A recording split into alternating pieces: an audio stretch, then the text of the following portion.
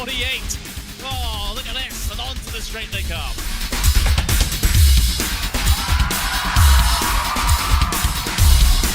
Brilliant move there from number 40 to make it through. That left-hander sliding up the inside, going up now over Hawthorne Hill, down Pilgrim's Drop, and it's brilliant stuff here at Brands Hatch.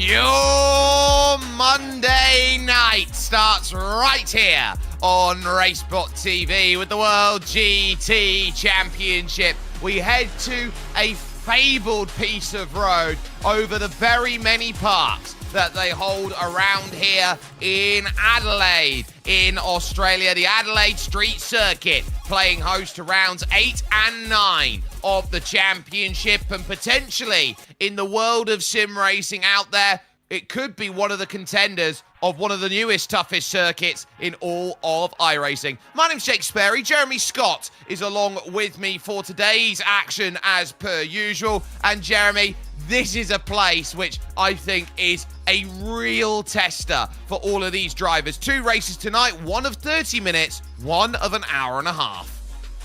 And Jake, I'm sure you like myself as a young Jeremy Scott would stay up late at night and watch Australian V8 supercars and legends like Murphy, Tander, Ford, Holden make assaults here on the circuit, and loved it every second of it. I'm excited that we get to call it. And I'm excited as well. This is going to be a technical, as we call it here, but there are back-to-back Enduros on the calendar next week and in 3 weeks' time. So St. Pete and Circuit of the Americas forming an American triple header and a North American, I would say, end to the season. We're stuck in America or the Americas all the way to the end. So those will be critical with Sonoma, Mosport, Miami, which will be fun as the last Enduro, and then Detroit, Belle Isle, and Watkins Glen, which will be setting themselves up. As far as the pro standings sit, it's James Boumet who has the control now over Anders Mira, then in second position, with Lucas Prada up to third with his attempt. A tough day at the office for Ross McFarlane, drops him back to fourth with Aidan Young and Alexander Davidson. That's 4 WSR drivers in the top 6. Leander Gabrielson is 7th with Jack Sedgwick up to 8th. Arthur Thurtle and Dennis Grabowski making up your top 10 from Altitude Frame. In the Team Pro standings, Adidas Racing by WSR on top, ahead of RAA Sim Sport 1, Falcon Sim Racing Team, and Altitude Frame Esports Pure Sims. The WSR veterans are fifth, ahead of Altitude Frame and Venari, with WSR Esports, Altitude Frame Esports, Mr. Hedge, and Atomic Esports making up the top 10 there. In the AM standings, Janusz Hultain has a major margin at the top of 130 points over Seaman Andre Livingston, with Eric Hartmann in third for RAW Racing X Project 91 Academy. Tristan Engelstad had a really good run last time out at Aragon. That puts him up into fourth, with Dean Timms and Benjamin Gregory fifth and sixth. Gianni Terhair is there in seventh for Quad Dash, with Ben Bennyworth at Quartermass in eighth, as Paul Smith is ninth, and Jaco Vonderlit for Epic Sim Racing rounds out the top 10. In the AM standings there, Full Tilt V Motorsports in control ahead of RAA Sim Sport 2. The Fry guys then find themselves behind Full Tilt's other team, with Empire Motorsport fifth in a close scrap there. Quad Dash Racing, RAW Racing XP 91 Academy then leads Epic Sim Racing, and Boosted Motorsport then in ninth position. Just the Pro-Am standings then left to go, where William Guthrie is ahead of Michael Gray by 65. Tommy Vidal then moving up with a great drive at Aragon to third, as Aidan Carter holds steady in fourth, a point ahead of Ben Cullen in fifth. You then got Taylor Lane and Josh Boot, with Joe Newman, Ivan Turnison, and Ben Altria. In his first season in Pro-Am, he is still inside of your top 10. But let's go to the grid, because Lucas Prada has put the Adidas Racing by WSR number 10 AMG Mercedes on pole, with James Boumet for Falcon Sim Racing Team alongside for company. You've then got Ethan Critchley and Alexander Davidson, with Michael Evdoka in fifth and Anders Mira there in sixth position. Behind that is Leander Gabrielson, and then also you've got Tommy Vidal. He's there in eighth place. Ninth belonging to Michael Gray and Jack Sedgwick, then rounding out the top 10. Tommy as well, fastest of the Pro-Ams. Arthur Thurtle and Jan Dufner find themselves on row 6. Row 7 belongs to Ivan Turnison and Aidan Carter, as Ross McFarlane and Andrew Archer are 15th and 16th, with Aidan Young down there in the Corvette 17th. Harrison Crowther, he will go from P18. Your top 20 is rounded out by the AM Championship leader and best AM in qualifying, Janusz Hultain, and then Paddy Falconer rounding out your top 20. It then follows Jack Osborne and Tristan Engelstad, with Luca Tingor and Dennis Grabowski making up 24. Over on the 13th row, it's Josh Boot and David Baker. Luca Phillip will be there with Joe Newman from Empire, as Ben Altria will start 29th, and Gianni Terhair making up the 30. It's then Dean Timms and Ben Cullen, then 1.6 seconds off the pace of overall pole. Benjamin Gregory is then followed by Eric Hartmann, with Seaman Andre Livingston a little bit back in the pack, and Jaco Vonderlit then in 36th. These final three drivers who set times out there were Nathan Healy, Jacques Eva, and Jesse Payne-Wilkins. Worth noting, no start for Nikolai Perlison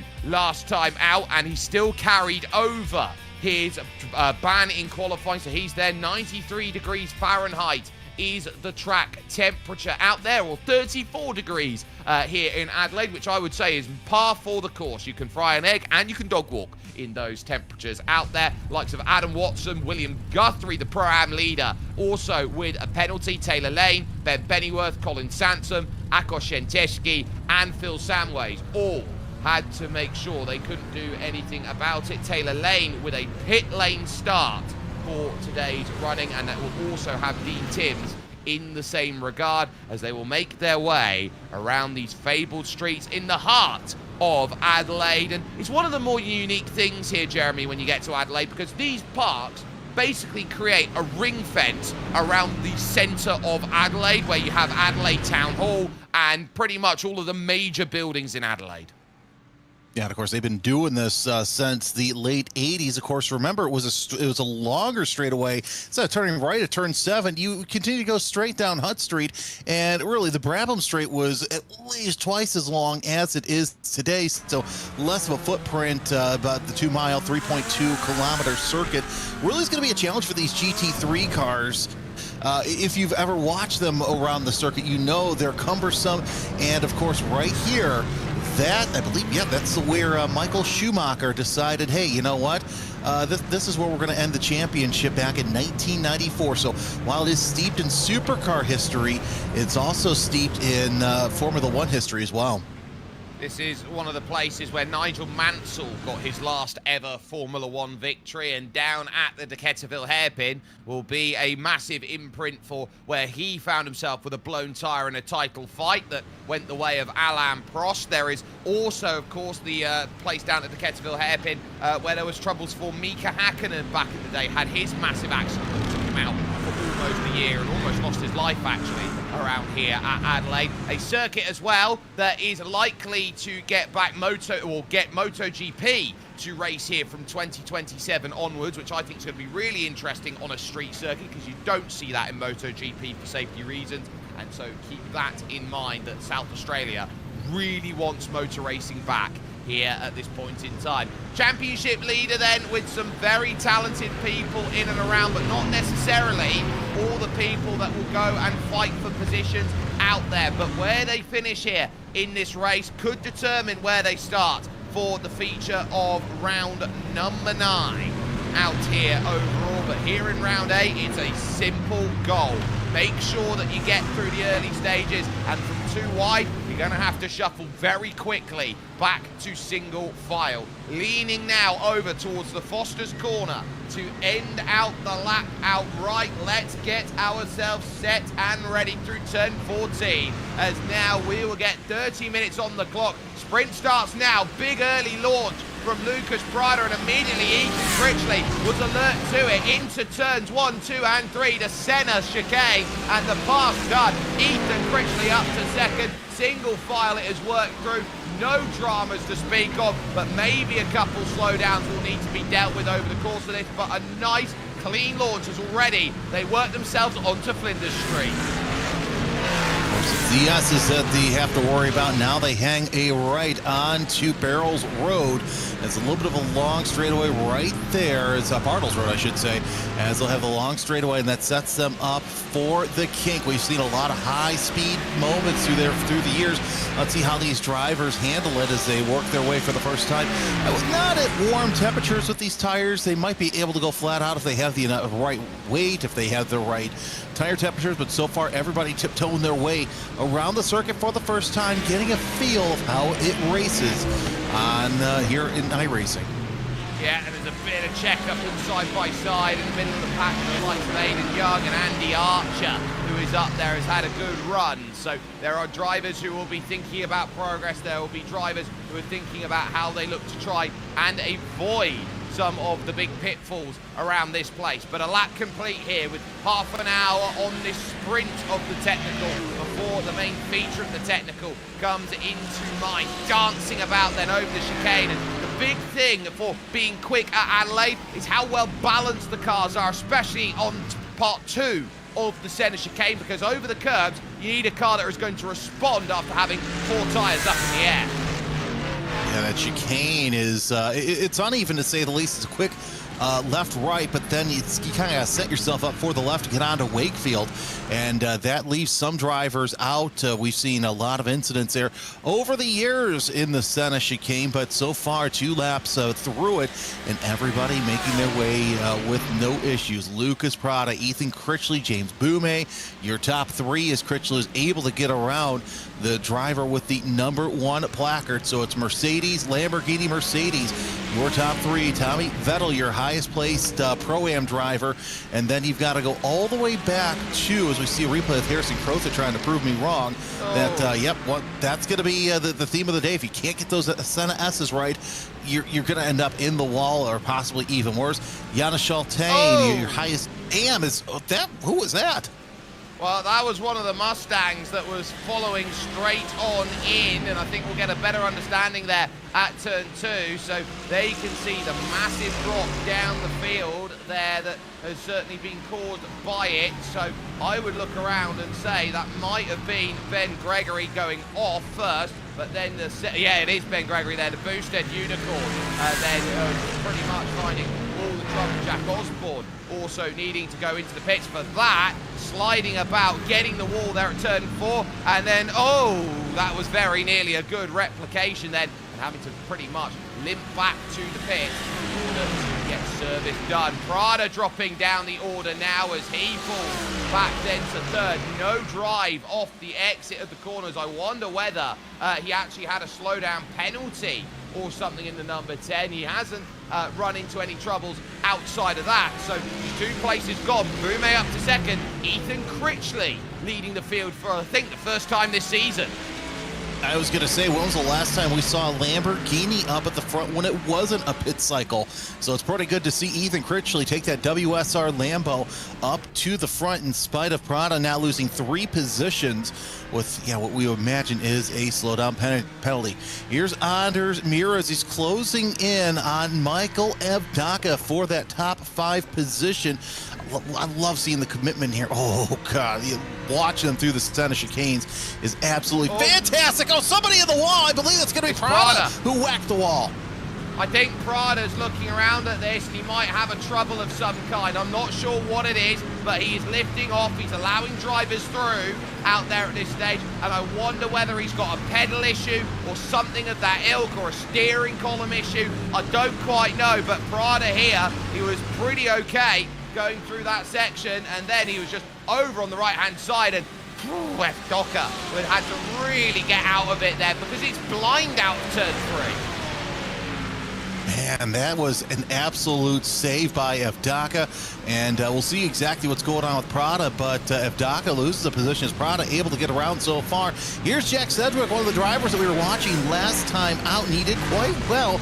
And a little bit of a rough start, but still 9th in the class, and overall, he's got Michael Gray right behind him. I should say he's 8th in class because Tommy Vettel, Fast Tommy, up to 8th overall. Yeah, Tommy's having a good run, but Tommy also knows that Michael Gray will be looking at how many points he can get, especially today here with the likes of William Guthrie having to start from the back. He's not made much progress. He's up through to 37th place at this point in time. So imagine the points for 37th compared out there to, say, the points for being second in class. That's big. Empire Motorsports side by side, lifting off. Pearlison through. Whoa, one off turn 1 there. Left-hand side, big smash up for one of the Porsches out there, finding out just how tough the opening corners are. A massive disaster out there, I think, for Josh Boots' Empire car, and more side by side with the Effect Simulations team as they now try and work then through 5 into now turn 6 and then turn 7 following onto Hutt Street. And now we're starting to get racy. Drivers feeling like they have a handle on this circuit. As a little bit of a slap there on the wall. We're going to see a lot of that as Jan Duffner trying to see if he can make some sort of hay early on in that number 18 Mercedes. That's the 111 alongside of Tennyson. But Tennyson almost saved what could have been a nasty situation. As you see, it's just way too tight for somebody. Yeah, this is ridiculous. How many more corners do they want to go side by side here? Turnison a pro-am, fighting a pro, and now suddenly Turnison's on the wrong side of the freight train. Ross McFarlane, who hasn't really seen too much out there, is going to need to try and move on up. This was Josh Boots' issue. Oh, turn across the nose into the first chicane. Now, they don't look very kind to that. There's not much room through the centre chicane to get into issues like that, so that is troublesome. McFarlane up through past Turnison, and Ross here, he's struggling today. He's not really got the grips of this street circuit, and I've noticed this on some other races at Adelaide because you don't often see it on the calendars in season 1. You see it a lot more common when you get to the second season of the track being on. The drivers look at running this place more. It's a circuit that suits a certain driver and not another. Well, McFarlane's been having a lot of issues so far this season. As you see, he is a little bit further down the order than we're used to seeing McFarlane. He's 4th right now as of before this race. Normally we see him closer to the front. I mean, 46 points is not a lot of gap, but still, it's been a strange season for the Mercedes driver. It has been what we would say a strange set of circumstances. Hasn't been able to get the result of wins, but consistency at Aragon put him up to second in the championship. Then didn't have a great Aragon, fell back to fourth, and now in a little bit of trouble today. Tommy Vidal, getting very close there to the tyre bundle. Out there and working through as Mira is now up into third position. A change, and I think of a slowdown variety from Alexander Davidson, having to really bring back the time then on the exit of turn 3 on Wakefield Road. So that making all the difference, and it might be a case of diminishing returns. Who has less things out there? You can see Mira, car slow on the right-hand side, just an easy break. Try and work around and just lisking into the corner with a very nice overtake. Yeah, Davidson using that slowdown penalty disadvantage going through Wakefield, but still getting pounced on Anders Mira, who you definitely don't want him in front of you because it's going to be harder to just get around him. You see Lucas Prada, your early race leader, trying to close in on Davidson. Not going to be able to do it, but he is losing Evdaka, who's got Gabrielson and Fast Tommy right behind him as well as they work their way around into turn 16 and through the hairpin. And while we're not worried about that now, that pit entry, that's going to be an off course for Fast Tommy as he makes contact. I believe it's going to be Aiden Carter. Yeah, that is Aiden Carter, who's made his way up to ninth. Where did he come from? Well, the answer is he was shadowing Jack Sedgwick. It was a push wide. Davidson back through on Anders Mira for third, and that is just a case of, well, I scratch your back, you scratch mine out there. A slowdown penalty for Anders, making all the difference there. But Aiden Carter, he hadn't been a million miles away out there in the running. He'd stayed close to Jack Sedgwick, and so when Jack pushes Tommy out the way, he'll go through, and out is Dennis Grabowski. Oh, yeah, that's always a bad penalty as Adam Watson gets the black flag, another driver whose season has gone awry. Paddy Faulkner into the pit, so we're seeing drivers come into the pits, and these walls are hungry.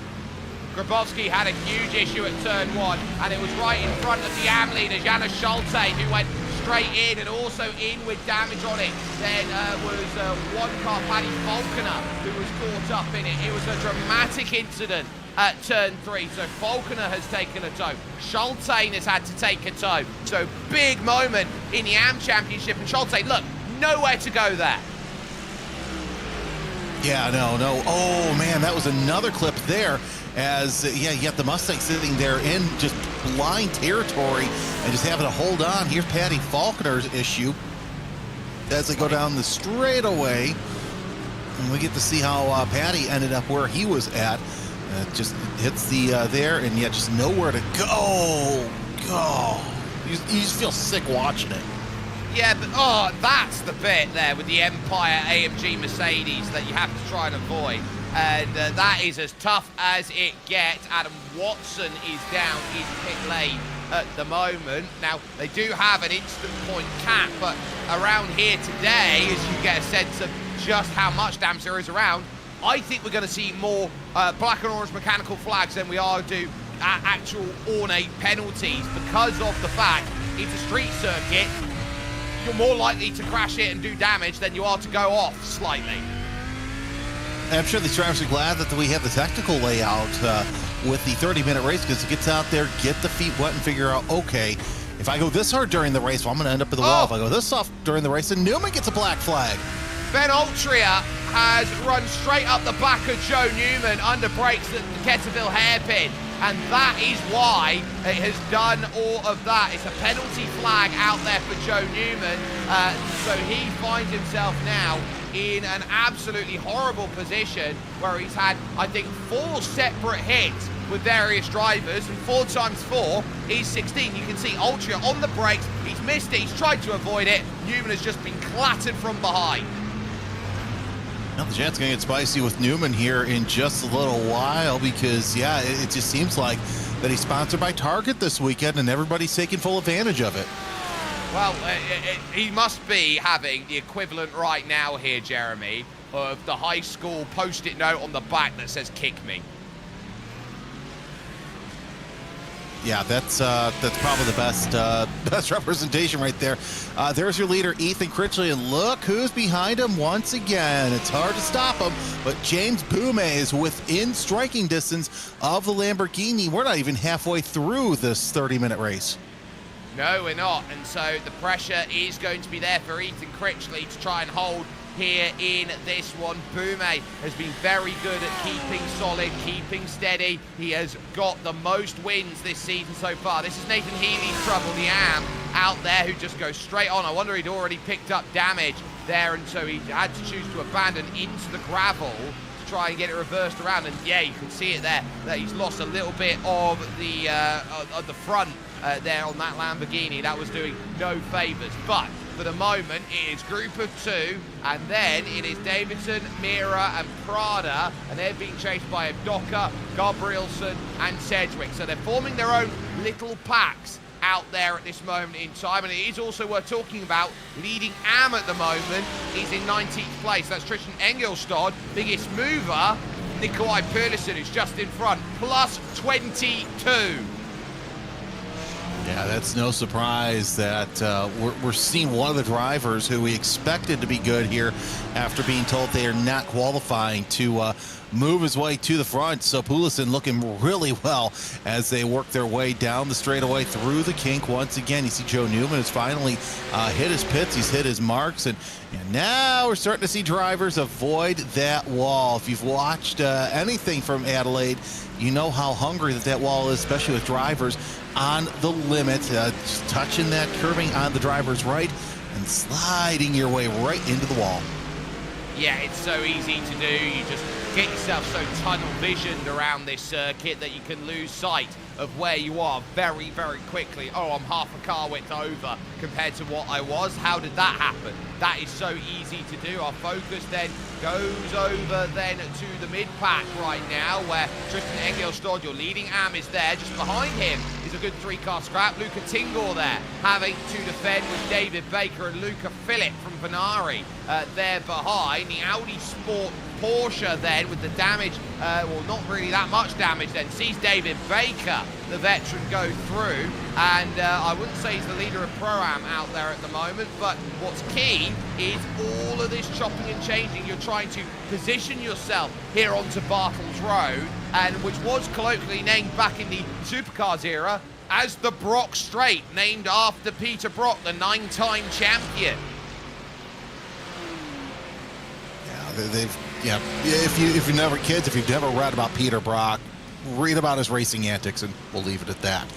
But still, watching this battle with Baker, as still a lot of fast drivers behind him, Thingo, and Phillip.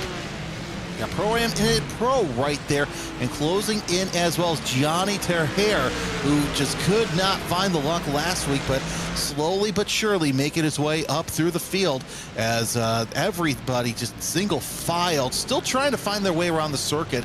Now, yeah, we're getting a little aggressive here, but I have a feeling that we might see some more passing in the 60-minute race because drivers, have this feeling of where everything is. Aiden Young, I'm afraid to see what has happened to the young American as he makes a pass.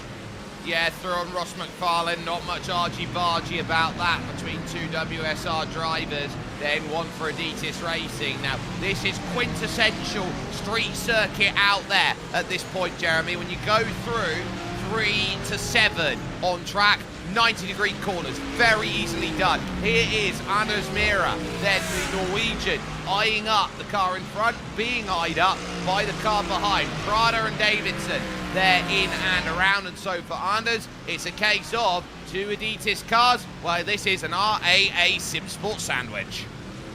Yeah, you might as well call it an Adidas Belgian sandwich, as a Bavarian sandwich, I should say, as that BMW, the nice little meat in the middle. But Mira, he's really coming to grips with this BMW. It's taken him a season and a half to do so. But yeah, back to what you talking about with the 4 through 7, that is such a great rhythm section. And dare I say, one of the best rhythm sections in all of street racing, because you're really setting yourself up for that long run down towards the kink. And that's where you can really make up a lot of time.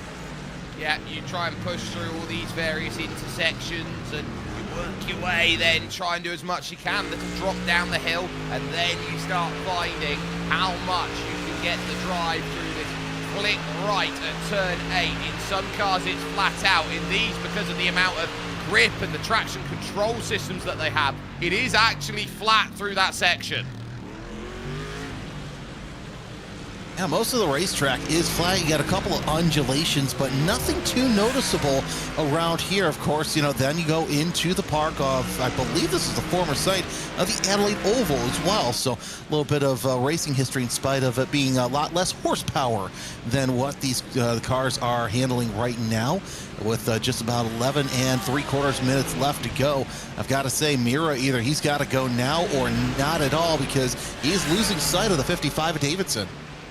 Yeah, and there's a lot of history that goes around this place, of course, going back to the likes of its old horse racing days. And there's a lot of old circuits, actually, that had horse racing first and then co-opted itself to be a racing course out there. And Aintree comes to mind in that regard, as there is Tommy Vidal, the Pro-Am driver in second place, trying to fight for Pro-Am lead at the moment, nose to tail with the Fry Guys Motorsports car of Aidan Carter. And Aidan, who sits there at the moment, the number 42. He's got a very busy racing schedule Mondays into Tuesdays, so he looks at this, looks to get good form, and that sets him up for the British Sim Racing Cup. And he took a massive win in that British Sim Racing Cup at Snetterton in race 2 last week. Well, of course, then that leads into Wednesday, where he also runs another series where he's a front runner as well. So, I mean, I jokingly say he's not helping the, Aidan Carter for Pro hashtag gets thrown around, but in the past couple of seasons, there has been a noticeable jump at how good Aidan has done. Even Aidan said in the interview, if you remember the other day, hey, open wheel's not my thing, but I'll take it. Oh, Ben Bennyworth in trouble, and that's going to be a real shame for the AM driver, who had moved up as high as 31st. He's actually pulled it off behind the barriers. I think he's done something out there through turn 3, 4, 5, I think is the trouble for Ben. I think he's just slapped a wall somewhere. Oh, I think he's gone and got the inside tyre bundles at turn 4. That's where his car is just completely shorn off the tyre. So Ben Bennyworth out, and you can't cut corners around here as much as you think you can. No, there are lots of things that can kill you here in Australia, whether it be snakes, koalas, kangaroos, or even tire bundles.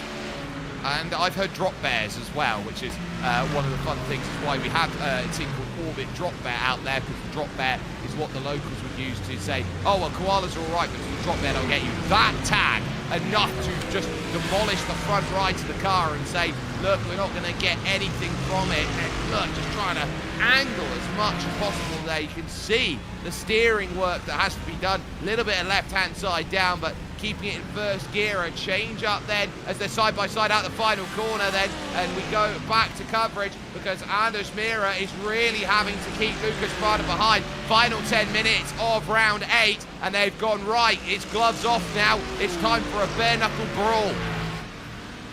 I think Prada's going to find out how tough a customer Anders Mira really is as he backs off just a little bit. Of course, now they both close in on Davidson for that bottom step of the pro and overall podium as they snake their way through the S's. Evdaka not too far away either. Same with Gabrielsen. So we could see a 5-car battle for that bottom step of the podium if Mira or Prada cannot get their way around. I think that's going to happen sooner rather than later. But it's a question of, can you go and get this run, and are they allowing Evdaka and Gabrielsen and maybe even Jack Sedgwick into the party? This is a circuit where I think to go and break away, it's very difficult to find a couple tenths here and a couple tenths there. But the moment you start battling, it's not tenths you lose around here, Jeremy, it's seconds. Yeah, this is one of those very technical street circuits, and you're thinking, okay, aren't all street circuits technical? Yes, but the way that this is laid out, it's part park, part road street circuit, I should say.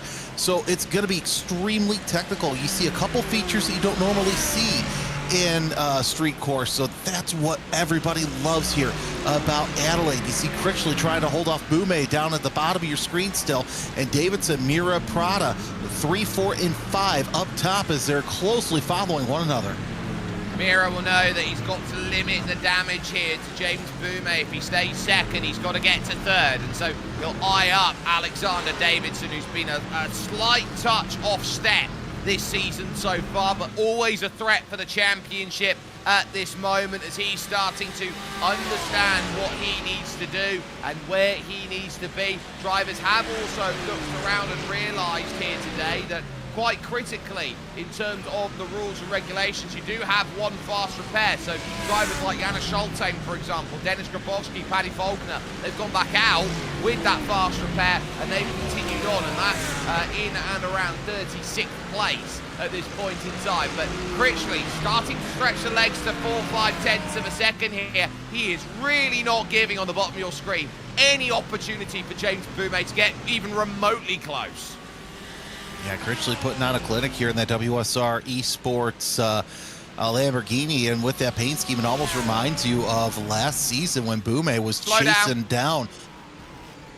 Slow down penalty for James Bume, and that could be the moment that the band snaps and Ethan Critchley can breathe. Yeah, once again, it's one of the bad things about Boo. He bashes that tire wall there, but that's one of the things about Bume. Yeah, he's good at what he does, but there are times where he is prone to mistakes, and that is one of those times, and that's why that championship was so down to the wire last year when he was chasing a WSR Esports car. That's when he was most prone to those mistakes. And so it's a case of how are you going to avoid some of the troubles that this presents. He now finds himself 2.7 clear of this group behind, and there will be now Boyd knowing that, okay, he can make mistakes. There are issues out there that can be addressed and sorted to try and fight with out there at this point. As we take a look, this is how close to a tyre bundle that you can get. In fact, he takes a wallop out of it as he went through there in the super slow-mo. So he's got to be careful about how the steering now is going to affect at this point, with Davidson and Mira and Prada all there. We've still got Carter versus Vidal versus Gray in Pro-Am to go and discuss at some point too. So here with 5 minutes to go, this is it. You've got to try and find the chance to open up a chance. Really aggressive through turn 4 for Anders Mira. And now he's thinking about, okay, how do I get the run 7 into 8? It's the big place on this circuit where passes can happen. I would almost say hang off and wait until you exit turn 9 for the kink over there for the oh, my map's not numbered wrong. I just noticed that. Anyway, the kink, you know, I'd wait for there, go down the Brabham Straight, and that's where I'd make the run. And Jake, how off is my map? Well, it goes from 9 to 11 with no 10 in between on the Brabham Straight. No, so on the brakes into the right of the Decaturville hairpin, and now trying to work through to 10 and 11, this 90-degree left, which pretty much juts out. You try and attack as much as you can on the exit. Michael Gray, who's third in class, looking at Tommy Vidal and Aiden Carter. Aiden keeping Tommy at bay right now, but Michael would love to capitalize on as many places as he possibly can, driving the best that he possibly can in his class at this moment. So there are very important battles trying to sort themselves out. You can see the differences of how aggressive you can go along the center chicane. Watch this here, bang, bang, and then you wait for the final left then, which happens a little bit delayed for a chicane, but onto the Wakefield Road. That tells you all you need to know. How aggressive are you willing to be around this circuit? That's the aim of the game. Yeah, it really is, and that's just how you got to set yourself up through the center chicane, as Guthrie doing all that he can to get into position for a pass. Now, this is a little bit further back from the field, but this battle for third really nice and tight, although you see Mira lose just a little bit of ground. I'm thinking that BMW might be just a little too iffy through that kink, which it can be, but either way, with just a handful of minutes left to go, if Mira wants to get on the podium, he's got to go now. Yeah, he's got to make moves. He's got to make moves soon. A slowdown on that last lap for Lucas Prada has given the opportunity then for him to go without regret of what is there behind. And I think that is rather critical in today's running. But also, you note back with William Guthrie back there in the 20s, that's a really important place to be if you're at the end of a race like this one, because reverse wheel is 21 to 30 plus the full reverse grid if it's available. So that really does set up in mind you want to be gaining those places, and that is what, 18 places he's gained. He's done a great job. Mira not close enough yet, but following with what will surely be around 2 laps to go.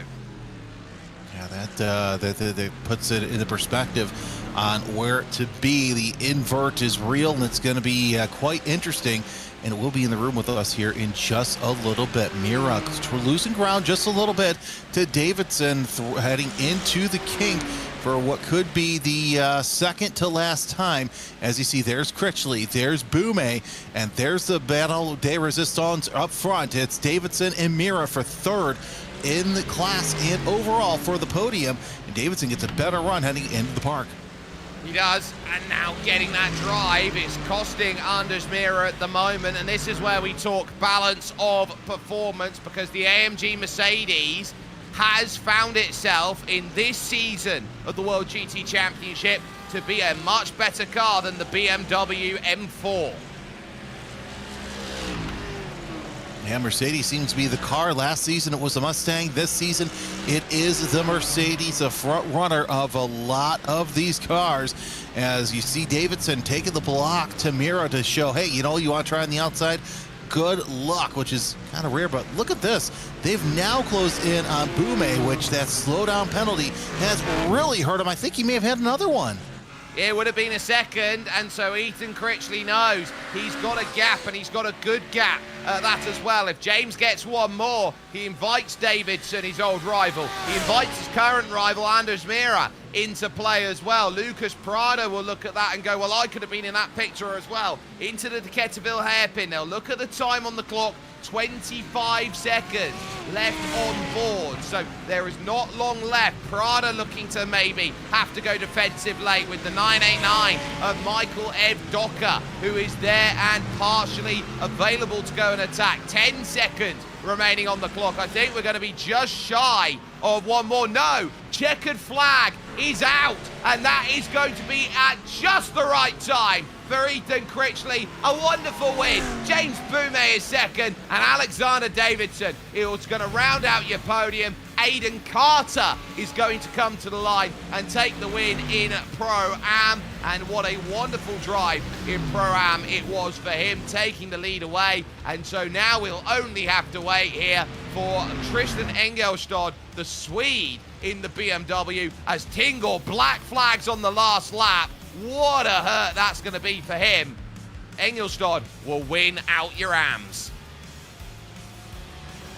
Well, that was that was a surprise to us. We didn't expect to happen. We still got this battle for position back here between Guthrie.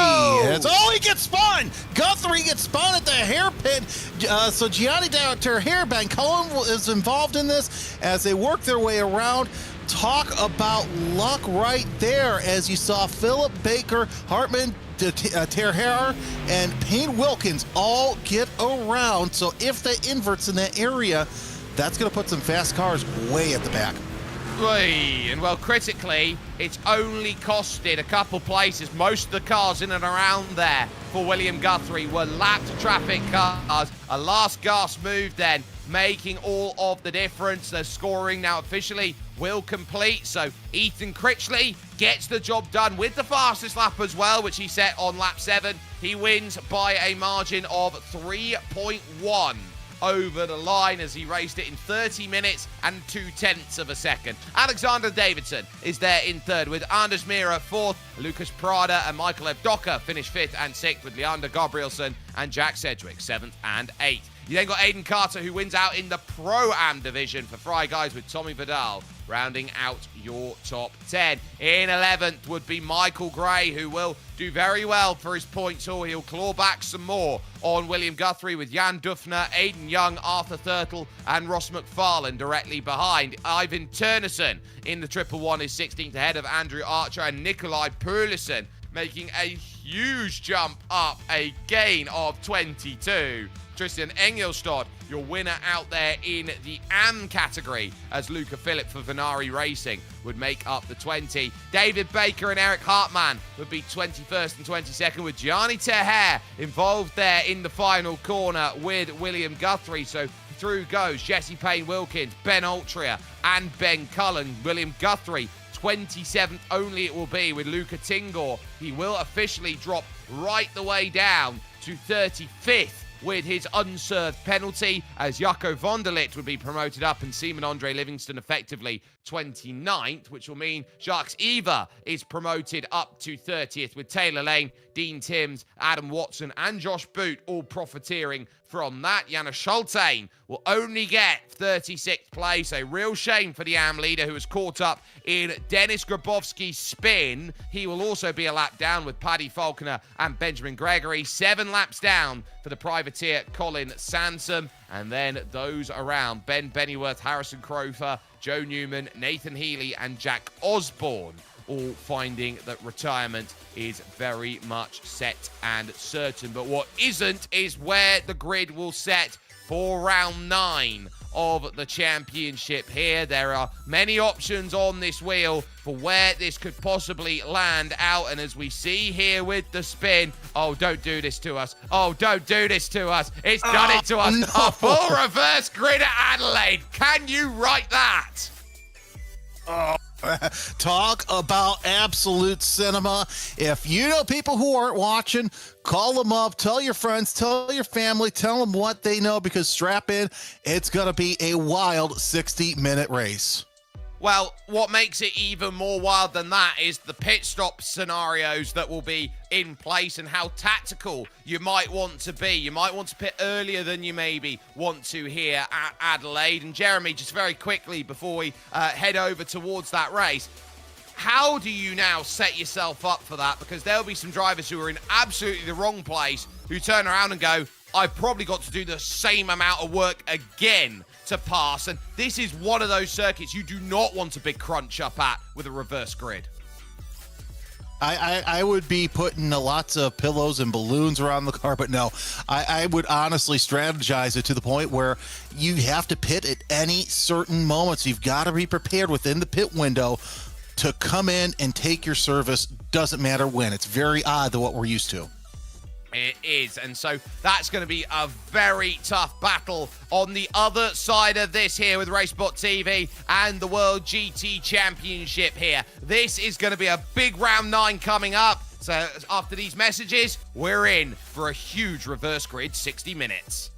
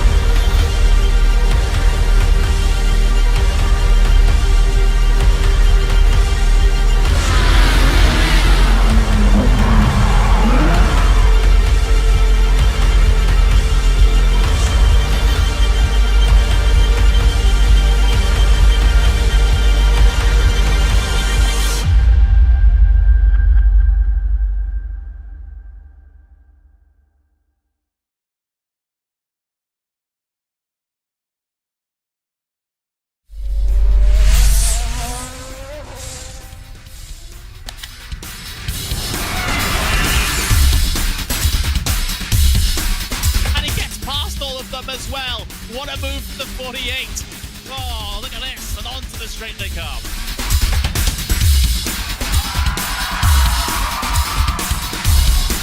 Brilliant move there from the number 40 to make it through. That left-hander sliding up the inside, going up now over Hawthorne Hill, down Pilgrim's Drop, and it's brilliant stuff here at Brands Hatch.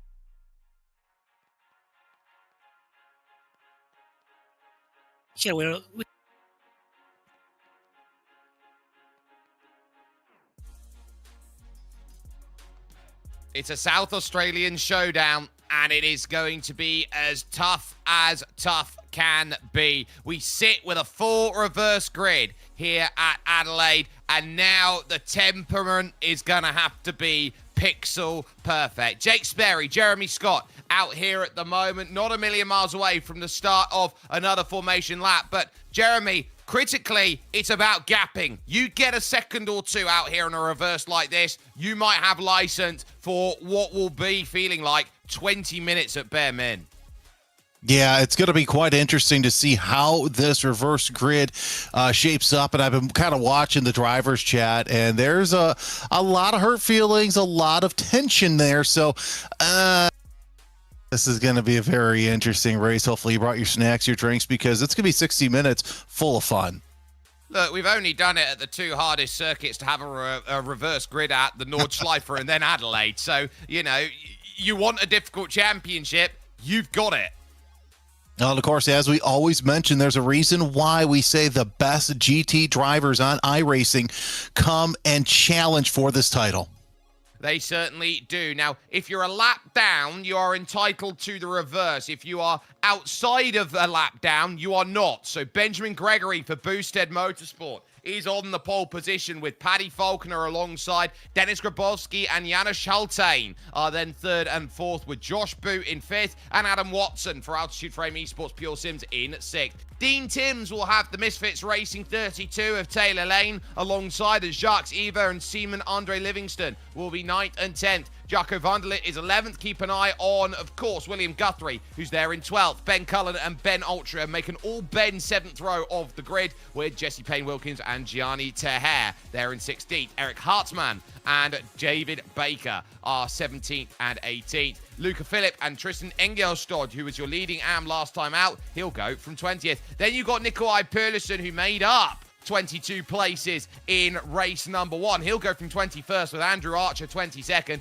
Ivan Turnison then has Ross McFarlane for company, as Arthur Thurtle and Aidan Young will be on row 13. Jan Duffner is 27th. Michael Gray there in 28th, with Tommy Vidal and Aidan Carter 29th and 30th positions. Jack Sedgwick will start 31st with Leander Gabrielson, and then it's the Adidas area with RAA SimSport 1 as Michael Evdoka, Lucas Prada, Anders Mira and Alexander Davidson all find themselves housed, as James Boumet and Ethan Critchley, your winner from round 8, will be back in 38th on the grid for round 9, as Colin Sansom, who was 7 laps down, can't get the reverse. Neither can Harrison Crowther, Joe Newman and Jack Osborne, making 42 then for this second race about to take itself steady. There are a lot of cars here that are out of position, and most notably here in this one right now, Jeremy, Dennis Grabowski and Adam Watson. If they get the launch that they want, this might be a race between just them. Yeah, I totally agree, and that's going to be quite interesting. Of course, you mentioned those drivers that didn't take the reverse. Those were the ones who were all involved in early race mayhem, and so they spent a good part of time in that in the pits there in that 30-minute race. So it's an hour race, and like I said, normally, you know, you take the normal pit strategy, throw it out the window. It's going to be a pit when you can scenario. If you can, when you can. They've got an hour on the clock to get themselves set and ready. This is a circuit as well where you don't necessarily have the biggest amount of fuel burn out there. It is quite typical, actually, with street circuits, that they are a little bit lighter on the tank because you don't get as much luxury at full bore. You've only got this one straight to get up to the high gears, and so everyone's going to be running very short gear ratios around here today, and so they'll be up to that top speed here heading to the Ketterville hairpin a lot quicker than what they are normally used to around some of the more elaborated racing circuits out there. It's a case of try and chase the rainbow out there in front with the control that is set by Benjamin Gregory at this point in time. He's a wonderful driver. Even though he is an AM, he has a lot of experience in sim racing, going all the way back to the likes of the British sim racing days there. So very much building up ready for what will be a strong run's worth of gunning. Keep an eye on William Guthrie and also a close eye on Nikolai Perlison back there in 21st position. He can make some progress out to the final corner. Gregory holding on the weight here. Green flag in the air. Now that will be a jump start for Paddy Falconer. No way about it. He loses all the margin off the start because he wants to fall into line. Josh Boot blinking around then as they head through the centre chicane for the first time. Are we all through nice and clean? Are we all avoiding the mayhem and the dramas of the early stages? Looks like the answer is yes, as they've all jumped through, but immediately Falconer having to worry about now as he dives back down inside a boot and spins it about, and this could block the circuit if he's not careful. You just got to sit there till the rest of the field comes by. He can't really back up into the runoff. That's a huge no-no in iRacing, but so far so good. Altria up to 9th, and other than that spin, I think that we're actually not looking too bad side by side. Here's a replay of exactly what happened. He just dove to the inside and just gets tapped. Yeah, that's Adam Watson there. Colin Sansom in trouble. He's down in pits then after the opening lap's worth of running. Disastrous, but through is Dennis Grabowski. Then into the race lead. Out there, you could see how long Falconer had to wait. The entire field had to go and get by. Didn't even have time, really, as he was focusing on where his exit point was, to disengage the traction control to get the flick spin going. And a little look to the inside. Josh Boot is blinking about like nobody's business. He'll have to be very careful he doesn't get caught with the connection flag. Out there is in the final corner. You'll just see the back of shot side by side as Jaco Vonderlit then is going to lose a place out to Nikolai Perlison off of this start, and everyone is either up or down. There are no in-between off of the start of this, and we've got a couple cars in the pits. Jack Sedgwick is one of them. Aiden Carter is the other. Yeah, rough start for your Pro-Am winner as he's got to go into the pits. But how about Grabowski going up to the point? Been a while since we've seen that Aston Martin up front. Ben Gregory not too far away. And let's be real, here's Boot still blinking, but for now, all three class leaders are 1, 2, 3 as they work their way through to the kink once again. And I think we finally settled down, but when we thought that, it was about 5 to 10 minutes before we saw more action and calamity. Yeah, it was a case of you had the initial moment of trouble as now opening up the exit. Gregory's going to be under threat. Sharks Eva behind then, losing out a place at the Ketterville hairpin to Ben Altria. And this is where you're going to start finding it. Boot now to the inside. It turns to the outside through 13 and to Foster's corner, which ends the lap. Looks back over to the inside and again has to blink about around the way. This is very tough for Ben Gregory to deal with. Now here's Adam Watson to the party, trying to look on the outside. They've already given 2.3 seconds here to Dennis Grabowski. At this rate, he's going to be gone, and they're all going to be trying to hunt him down. This is one of the toughest scenarios that you find out there. Big switch back from Adam Watson into turn 4. Lunges down the inside, gets it done. Yeah, Watson with a nice move as he's going to try and do the same. And I think that might have been our car that spun.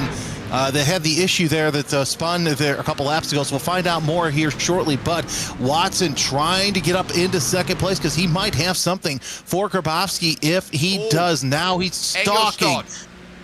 Sorry, Engelstad and Aiden Young have come together, and this is going through at turn 4. So suddenly, those two not too happy about it then, and Colin Sansom has been black flagged out there. It was Arthur Thurtle here who gets the tag sorted, and then suddenly, look, nowhere to go. You're just crammed into a corner. Young's Corvette turned around, and Engelstad, remember, won the AM in race 8 of the season. So you're sitting down and realising there is no translation right now between good in one race and good in this second. As now down the inside, William Guthrie sees Taylor Lane battling hard with it, and it's Guthrie who holds the power down and will now have the inside in towards the first corner. And watch this from Taylor Lane. This might be a lift and let you have it. It's a lift and let you have it.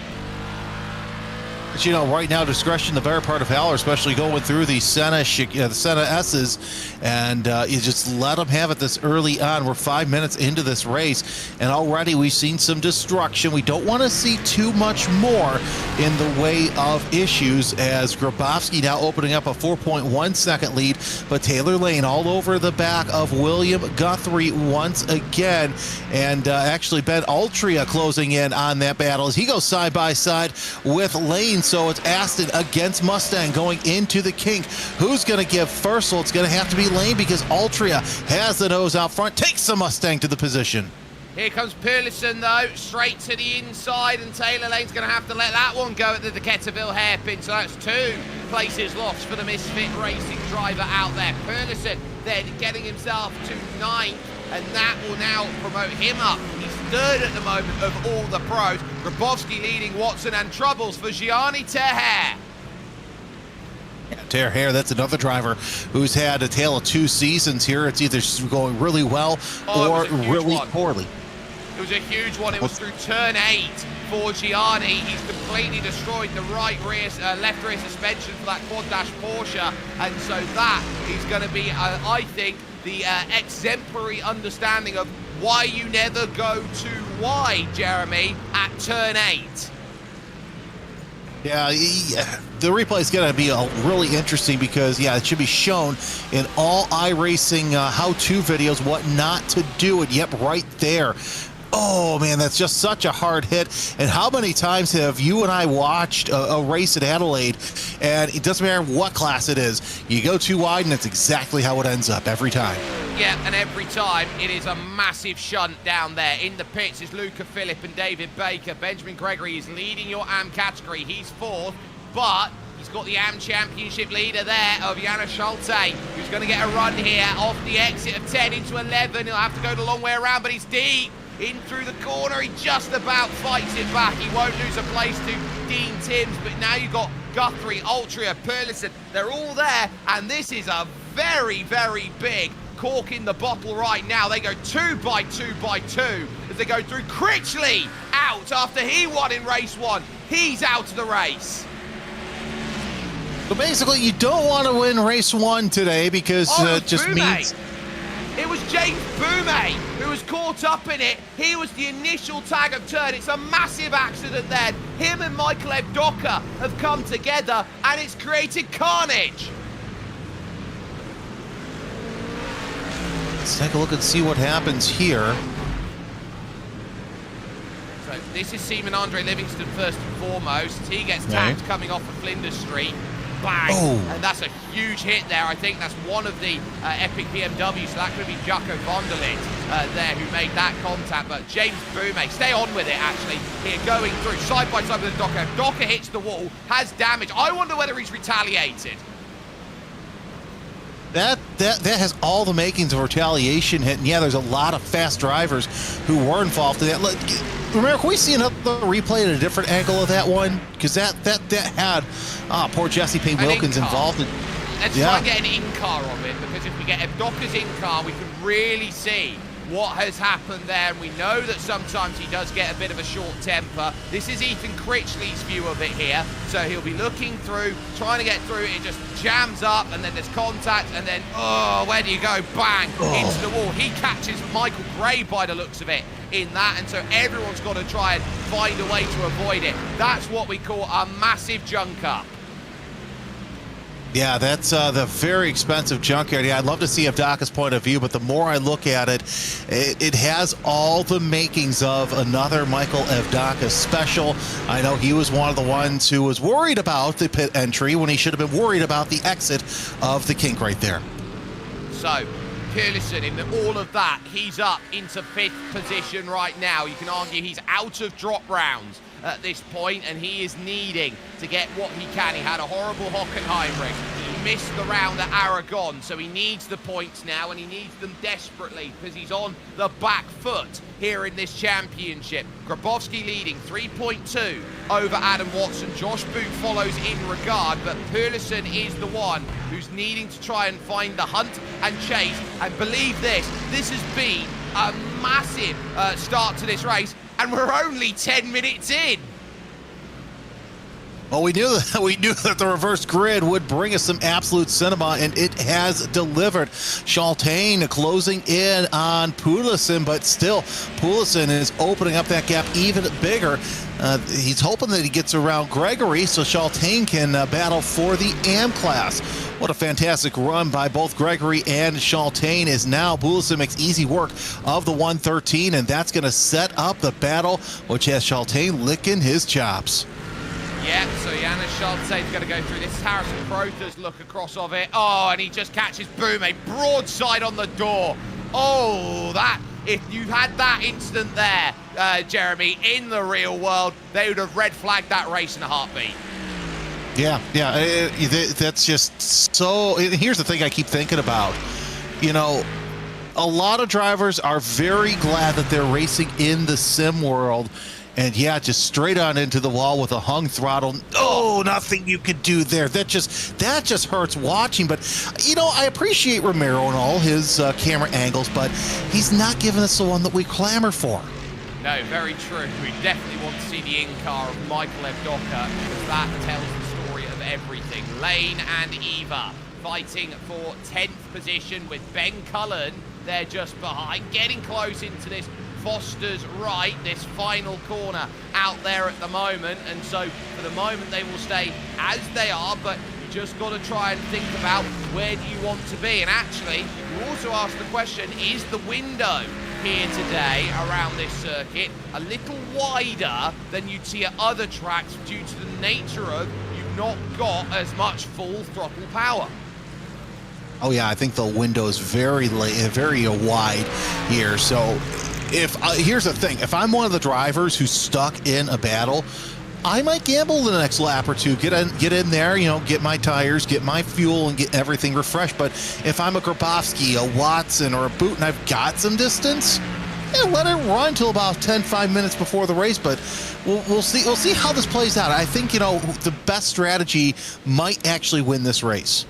Shaltane there in the forefront of shot, looking to get by Ben Gregory, who is doing a very good stubborn job right now of not letting that one go easily. So this is a lovely battle out there, and then you've got the two Pro-Am teammates at Full Tilt V Motorsport together right now, William Guthrie and Ben Altria. We don't talk about the team's championships very often out there, but for a team like this one, they'd absolutely lap this up right now over at Full Tilt V Motorsport.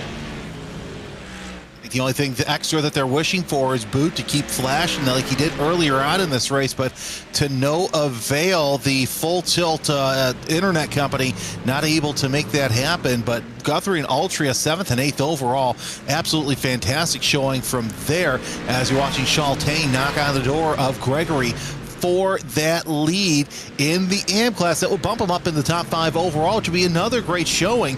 You know, we talk about drivers getting promoted. I would not be surprised if this is the only season we see Shaltane in the AM class. I wouldn't be shocked either. He talks about the fact that he's got to do his studies out there, and it takes away some of the time for him and the Fry guys, AMG Mercedes, to learn. But what he does do with that time is something really good, and his pace could be Pro-Am pace for next season, trying to cut off of the Ducativille hairpin to go and get that up and under. Doesn't quite manage to line up the way it's needed to. Taylor Lane dropping back as Ben Cullen now up into the top 10. But again, no changes here out there. And look at how quickly you can drop back. Lane now behind with Eva, Ross McFarlane, another driver who's going to profiteer off the misery of everyone else today. Yeah, McFarlane trying to hope that this is the rebound that he needs to improve upon that season. 13th overall, so he's got Jocks Eva, as he said, up ahead, Taylor Lane. So hoping that this battle for 10th really heats up in his terms. Here's Eric Hartman, another driver we haven't mentioned too much, 14th overall, but he's at the tail end of this the 10th place train, trying to make his way around and really doing quite well. I believe he's 6th right now in the AM class. Yeah, so he's really starting here is Eric Hartman to really start jumping up, saying, look, I can get a little bit more out of this. I can start gaining here in terms of ability and confidence. The more time you have around a street circuit, the more confident you feel painting between the lines, and I think that's really critical there today. Another little search to the outside. Gregory's got all the answers to the test paper here, or can you hold around the outside? Question will be, will that still be possible when William Guthrie and Ben Altria decide they're going to start making moves? Bit of busy side by side. Hartman through then on Ross McFarlane for position. How often do you see an amp passing a pro?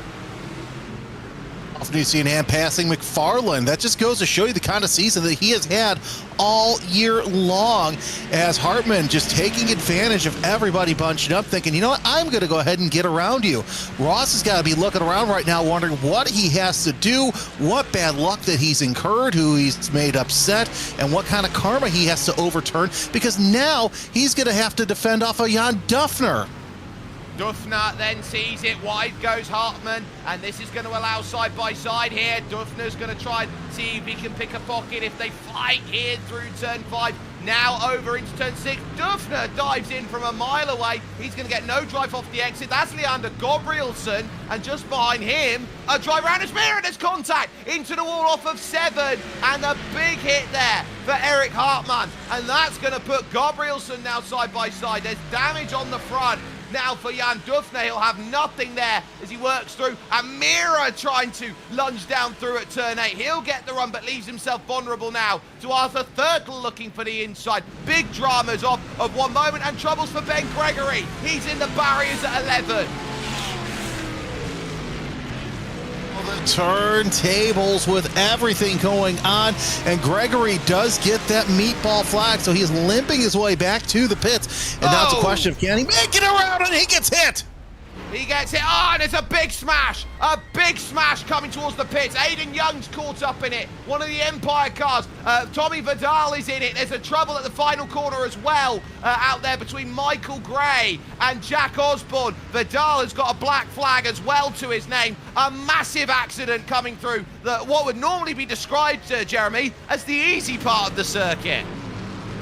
I've already counted, 2 red flags you would have this race if this was in real life. I don't know what's gotten into the drivers. Ben Gregory gets a solid black flag. Janis Shaltain has made his way up to 5th and to the AM lead. Look at who's 8th, too. It's Dean Timms, second in the AM class. But now Shaltain trying to hold off the pair of Guthrie and Altria, who are looking for overall position, not necessarily class position. The full tilt Mustangs sitting back there stalking Shaltain. And it's going to be talk about Shaltain, because I think he actually got a piece of Benjamin Gregory that took him off in the first place. So Janis, I don't think, is going to be spared the ire of the stewards out there today, and this is going to really put a bit of a change up then as they go. Here's Benjamin Gregory then through turn 10 into turn 11, and Shaltain gets a quarter panel. Yep, that'll do it each and every time. Holy cow. You can't really say, well, why did he pull out like that? That's still a blind corner as close as these walls are. And let's follow it. I'm curious to see who ended up in the back of Ben Gregory. Oh, that was one of the Lambos who just shoved him off to the side, and it was just nowhere for anyone else to go. Yeah, Tommy Vidal there getting caught up in it. A big moment of drama then through trying to get back to pits, as it has now changed its margin up. Janis Shaltain still holding this group, but I also keep in mind at this point that lead battle is down to 2 seconds between Grabowski and with Adam Watson. As we take a look at this, that is Tommy Vidal there just tipping up on his nose with just how difficult it is. Now look to the outside. William Guthrie trying to get this move. Still can't get there. Shaltain very shallow off of the exit. Suddenly you've got Ben Cullen to the party. You've got Dean Timms who is in there. And now they're all going to start lining each other up back in the background. There goes the pass through. But now it's a drive to turn 1. So Timms overtaken by Cullen. Guthrie eyeing up Shaltain. Shaltain's got it covered then, and it changes there for 3rd. Pedersen through on boot.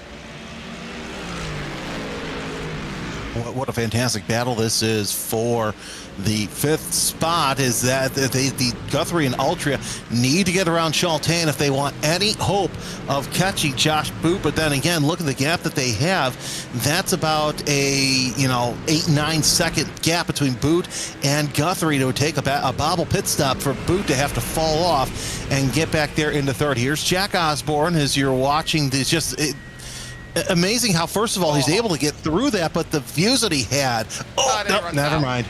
Never mind. Runs out of time as he's blind around the pit wall there at the final corner of Foster's. He did everything to avoid the first part and wasn't expecting what was the crashing Inquisition down at the final corner. So really difficult to navigate through. Shaltain still holding that defense and really holding this defense well, it has to be said, as the AM category leader, and he has to because he's got another AM in the middle of this pack. So that's what you're trying to fight through at the moment.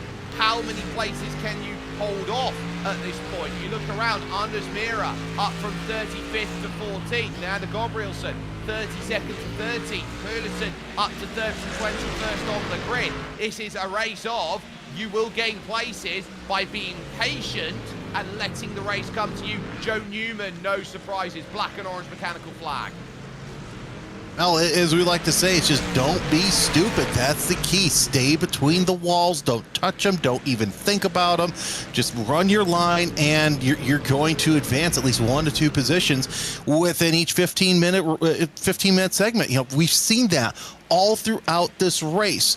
Just somebody decides to get stupid, but then again, sometimes you just can't help. As look who's finally entered into the top 10 with that theory. It's Ross McFarlane.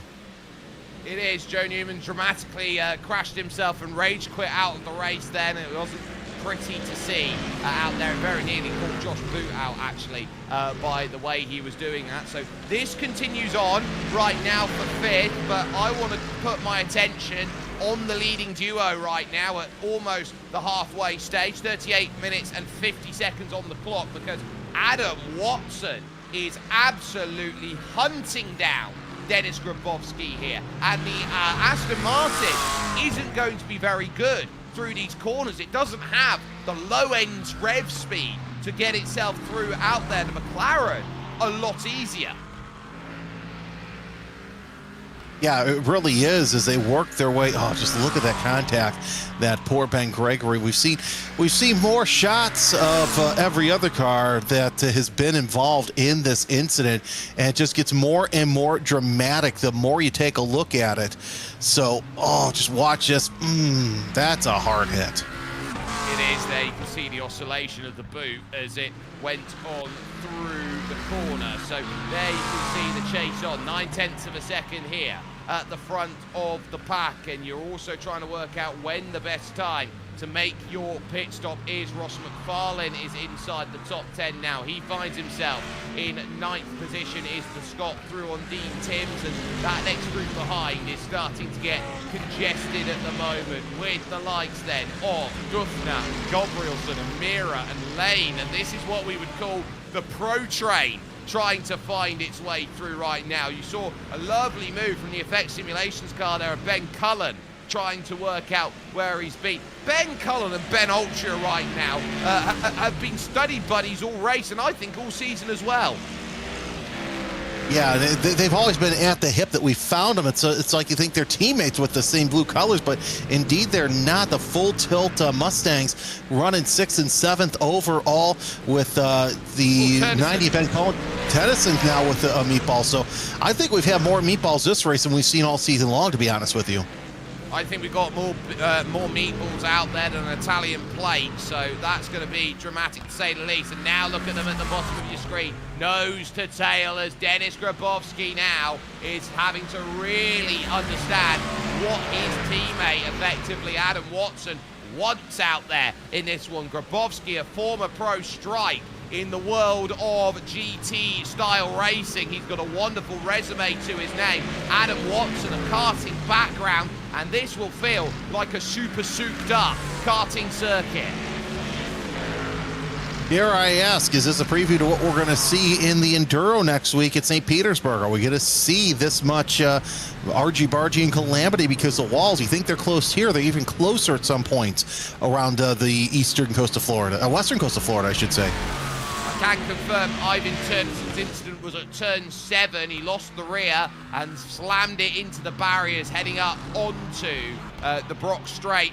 Just like that there from Adam Watson. So he overcooks it in, and if they're going to continue in this vein right now here, Jeremy, pushing this much, you turn around and say 242 might be back into play. Nikolai Perluson, he did have a slowdown on this lap, but it doesn't matter. He's 5 seconds adrift, and he's a threat. I don't care where he's at, on the track right now. He is not somebody that I want to have an open space with. Because he's going to catch up and find all sorts of holes that he can. And really, he's running 17s while Grabowski and Watson are running high 18s, low 19s. Taylor Lane, exit of 5, drops it, tags the wall on the bottom, then has to try and find a flick spin. No, don't have the space, blind sight. You're using the black box relative here, and he realizes, no, it's probably going to be easier if I give myself some more room. This is what you don't like to see. Reversing back to try and find a place where you can safely rejoin the circuit. It's good heads-up driving from Taylor Lane, but it's also very dangerous on a live track, as I just caught an eye on that from Janis Schulte going a little bit deep into the corner, and now everyone's going to start lunging here down the inside. There goes the move from William Guthrie. Side by side it will be. Ultra and Cullen start checking up the line here at 5. How much room are you going to get? Now onto Hutt Street through turn 6. There's the move. Schulte, 1 gone. Is it going to be 2 now as Altria looks to follow in tow? Yes, both of the full tilt cars go through. If one got around, the other would get around just as easily. Now Schulte has to deal with, holy cow, it's Ross McFarlane sitting there in 8th place. So he's already made up 2 spots on Duffner, and Cullen now tries to make it 3 on Schulte. And indeed, he's going to dive to the inside, go show to Schulte. Who's that? Oh, that's a big dive there from Duffner, as once again he shows that you need a deep brake pedal to make a move like that. That was fantastic. It was fantastic, but it took avoiding action there from Ross McFarlane to make sure that one came through without too much drama there. That was a huge moment. Duffner's lost the front of his clip. As he went in, you can see McFarlane, look at it, he steered completely out of it to avoid the contact. And another case of McFarlane going, what do I have to do to get some good luck around here?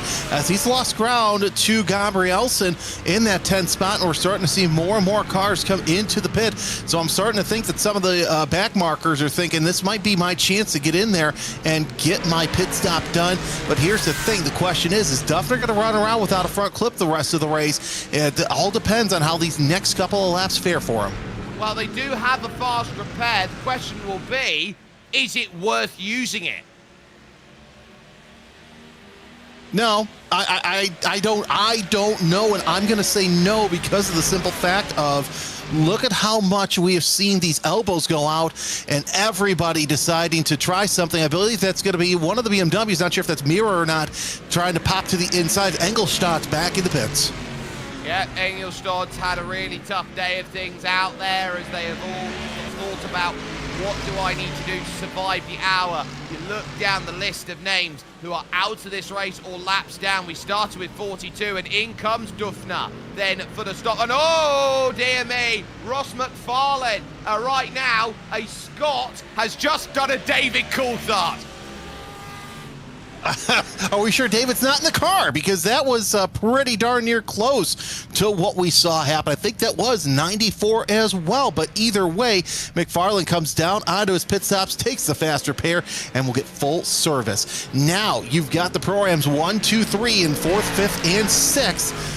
But again, like we said, look at the gap between Boot and Guthrie. It's about 14 seconds separating the two of them on the track. It's got to take Boot to have a big problem for them to catch up to one another. It's going to take a minor miracle, I think, for that gap to come down. We talk about gaps in races like these and how critical they are. Gabrielson now right on the back of Janne Schultain here, the Belgian, and into the brakes they go at the De Ketterville hairpin. A comfortable pass as Lamborghini gets by AMG Mercedes, and the Norwegian Gabrielson now is up into 7th place. He will eye up the 2 Full Tilt V Motorsport cars that are there in front and think, you know what? I think I've got a very good day at the office to try and gain up and say a top 5 is more than achievable, and we'll see if we can pull the train in the second half of the race. Still plenty of time for something to happen, and we've seen a lot of something happen, and so it tells you what we could see here as drivers. You know, their nerves are still shot from knowing that, okay, first of all, we had the full invert, and then as Jacques Eva's into the pits, and now everybody getting, that's an interesting move by Gabriel, says he dives to the inside. He's going to get that spot, shut the door there on Altria. Now he splits up the Full Tilt Mustangs. You don't traditionally see a move at turn 5 here at Adelaide, and so that's some really good driving there from the likes of Leander Gabrielson. Seeing an opening and an opportunity, he dived down the inside, took it, and then looked to try and run away with it, as both of the South Africans are down in the pits right now on the half-hour mark. So that is Jacques Eva and Jacco van der Ligt, who are both down in the pits. Simon Andre Livingston also making stops. And this is where we're going to have to start talking about the L word out there, lap traffic. Yeah, that's going to make life absolutely fantastic, as lap traffic's going to come a bigger part to play than we normally see in any other circuit. Van der Ligt out of the pits, 15.9. Andre Livingston with a longer pit stop than what we're used to, but Dean Timms heading down to his pit stop. Let's see what he can do this time. Buys Altria, trying to hold on to 7th place overall. Schultain is right back there, and yeah, there's Anders Mira in 9th place. So lots to play for here in the bottom half of the top 10. Yeah, they're all there. They're all understanding that this is their race. And I'm also keeping note of Dennis Grabowski and Adam Watson and Nikolai Perlison, because there's 4 seconds between them at this moment in time in this race. And so that could be a huge difference maker. On to Bartle Street they go. And they will understand how quick this straight is at the moment. And it's by no means a case of a track that was very much Rundle Road, what it used to be. The road just beyond this, they paved over that section as actually race leader Dennis Grabowski hits pit lane and goes in earlier than the respective rivals. Well, that's quite interesting to see Grabowski make that move so early. Yeah, we'll see how long Watson stays out, though he may be forcing the hand. Grabowski doing a strange undercut, but either way, Watson sees the front for the first time in what seems like forever. Jesse Payne Wilkins gets a black flag. He does, and that's for the instant point limit that he has hit. He's on 20 incidents, and so he gets himself dinged up for it. So he will now have to come down in the lane and serve that before going back out again at this moment. Focus a little bit further back then, as this is going to be with Anders Mira for the moment. Working through turn 7 and now over to turn 8.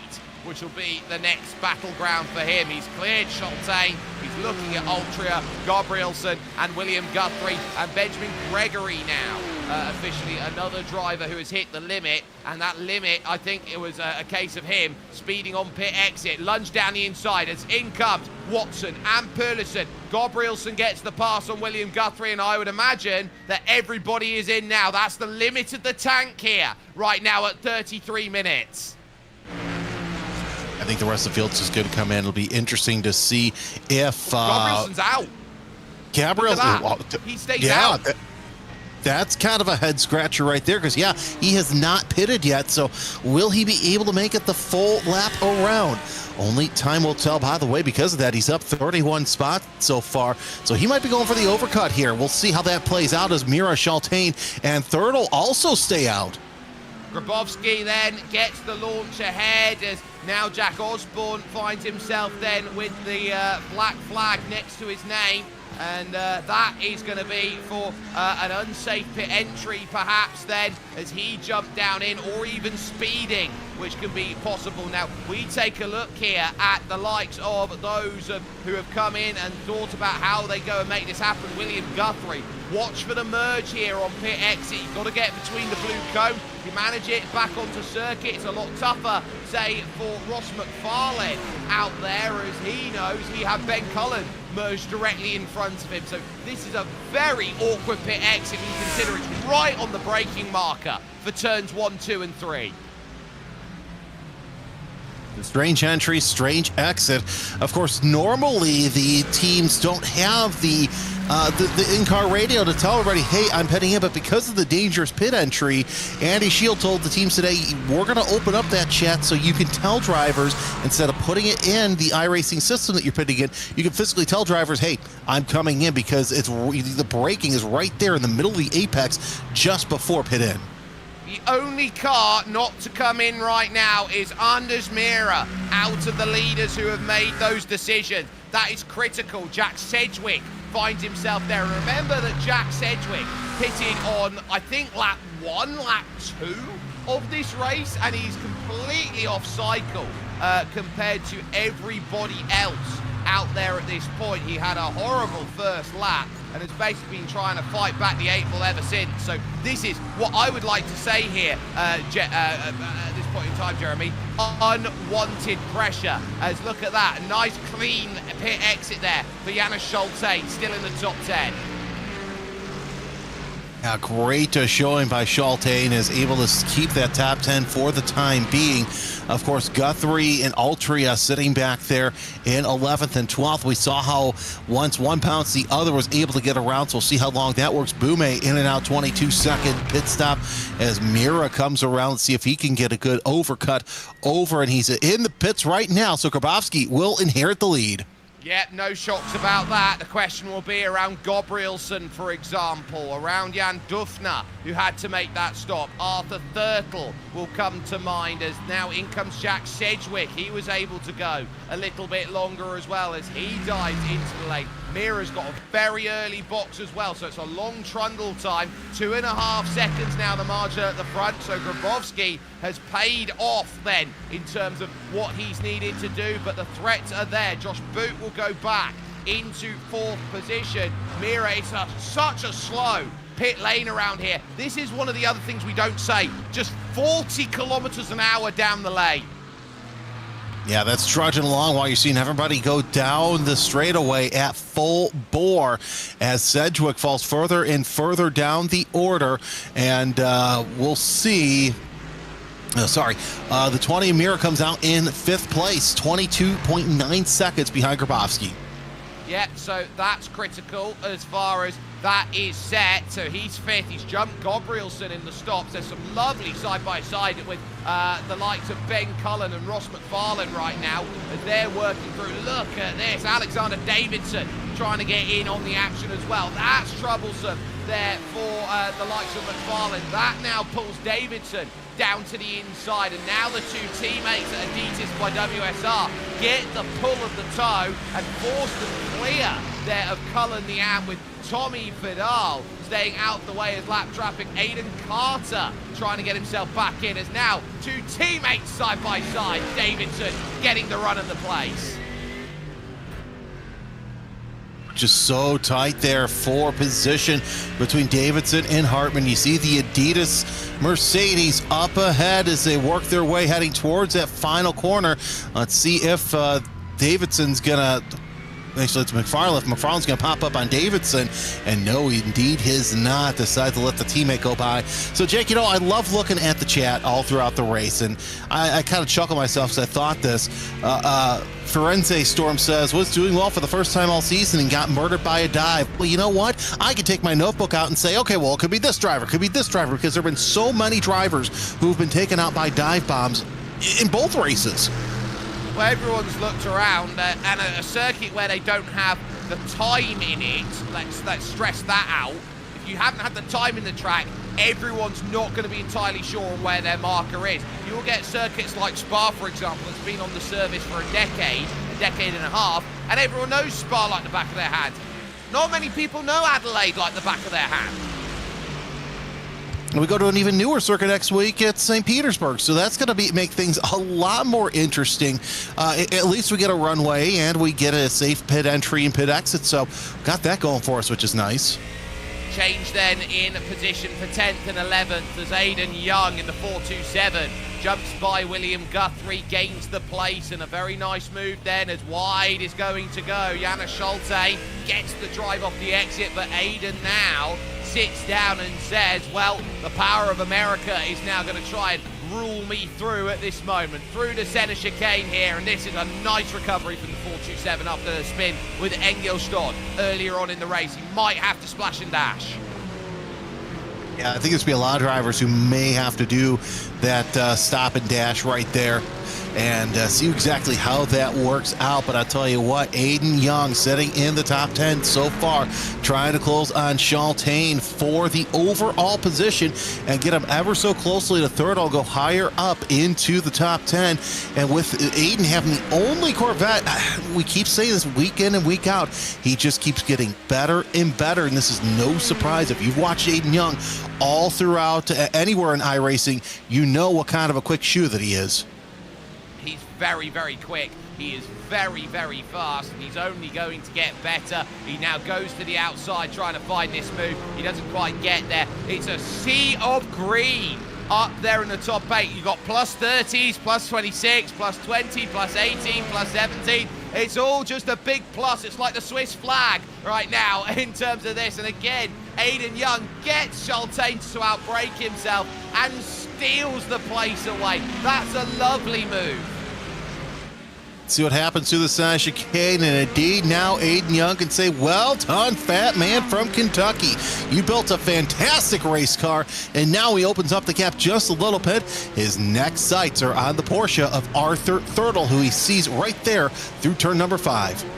Yeah, it's only a couple seconds down the road. So for him, it's a case of, right, let's knuckle down, let's close that gap, let's keep the car in sight as much as we possibly can momentumize at this point. So some wonderful runs out there. Leading Pro-Am is Josh Boot, and it's not even close. William Guthrie's 11th by comparison out there at this point. So Josh has driven a very handy race for Empire Motorsports right now. Leading Am is Janis Schulte, but he knows that in the same group as Janis at this point in time, as he sits in 10th, is Eric Hartmann, who will be fighting him for position, and Ben Cullen also in the Am category.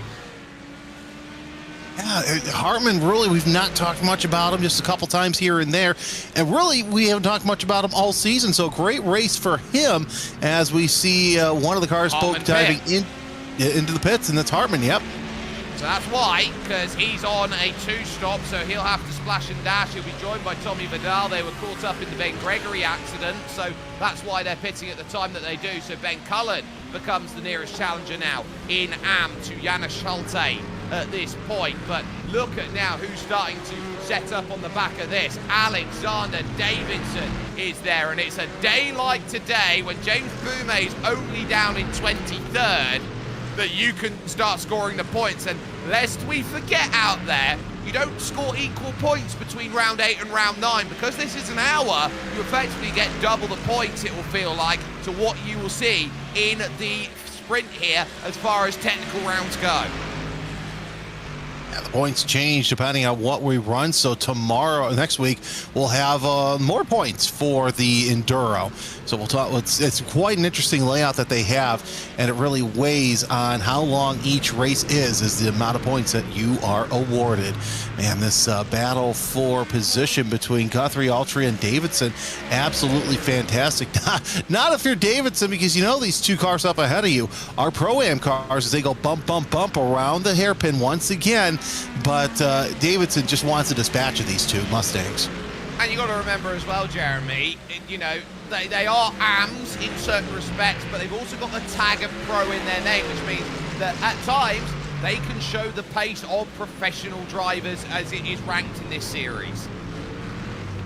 And that's what makes this class oh so fun, because we always see a couple who are mixed in here in the top 10 with Grabowski, so we have a little bit of contact there. Aiden Carter making a monster move on Ross McFarlane out of 4 and into 5. You don't get to see that too often. He got him fully cleared on the brakes. Not helping the pro promotion allegations, but either way, what a fantastic move. And Aiden Carter showing all sorts of fantastic moves here. You know, if only... man, a lot of what might have could been is we see Davidson goes up one on Altria, now sets his sights on Guthrie. Altria was really trying to attack off the exit there, try and engage the car. We're seeing a lot of cars, because they're down in the lower red, that having that traction control almost kick in a little bit too much, and so it's not getting them to drive off of the Decaturville hairpin, as Ross McFarlane now hits the limit.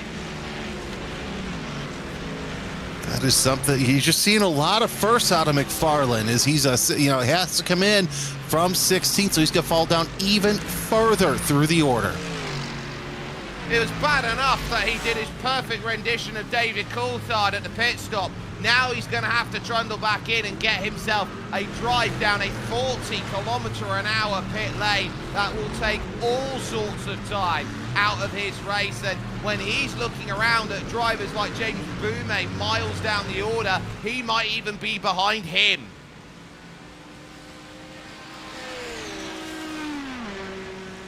Just a rough day for Davidson. Now it's like the even push, because you're not going to make too much headway. Although, yep, he's going to try and go around the inside. Oh, it's Davidson and Guthrie. As McFarlane, yeah, he's going to have to pit. I'd rather pit sooner rather than later. Don't put off that black flag, as now the full tilt Mustangs are nose to tail once again. Clearance there as they will recouple and rejoin, although it is Aiden Carter who will be trying to next upset Ben Altria into the Foster's corner here, turn 14, but clearance around is going to be fine, and they will look to attack again. In comes McFarlane then for that drive-through penalty at this point, and I do want to touch on two very important points now in the final 15 minutes. Adam Watson's got the lead gap down to 1.2 seconds at the front, and critically, Josh Boot being reeled in by Anders Mira and Leander Gabrielson. It's a matter of time before they have to battle here, with just under 14 minutes left to go in this race. It looks like the predicted lap counter is about 12 laps to go, because look, you've got lap times of 117, 118, and man, I've got to say this is going to be interesting. First of all, kudos to Josh Boot for staying out there blinking all race long and not copping a penalty yet, but that's going to come for him sooner rather than later. Oh, nice little dive to the inside as Aiden Carter makes it happen. I tell you what, there are last of the late breakers, then there's Jean Lacey, then there is Aiden Carter. That's the order of last of the late breakers. Now Carter just showing what kind of talent that he is out there, and just being really, really good in so many different disciplines. As you go back to the battle for the lead, there's Adam Watson sitting all the way back there in second, 1.8 seconds behind Dennis Grabowski. Talk about somebody who could use a good result, and it's going to be actually both of those drivers, but look who's looming back there in third place. 2 seconds back of Adam Watson is Nikolai Pulisic, and he's not been in a position to strongly affect this because of the way that Adam Watson has been driving. 117 has been the order of service that they've been looking at today in what some would be saying here, the Church of Sim Racing, in terms of what they've got. This has been a wonderful run out there from these drivers, and each to their own have had their own version of struggle in this championship so far this season. So to see these three, 1, 2 and 3, in a must-need moment that's critical, as now Janos Schulte finds himself side by side, willing to fight with Alexander Davidson, who's on the outside. Is there room? Yes, just enough, and now he'll be on the inside heading to turn 14 at the Foster's corner. Schulte takes a massive line through. Aiden Carter now pivoting to the outside. Guthrie pushing through the corner then to get through. Oh! Davidson is black flag for it. Oh my goodness, the Adidas camp is not going to be fun after the race as he starts to walk away from Shaltane, Guthrie, and Carter. 3 wide near the back. How do you do that?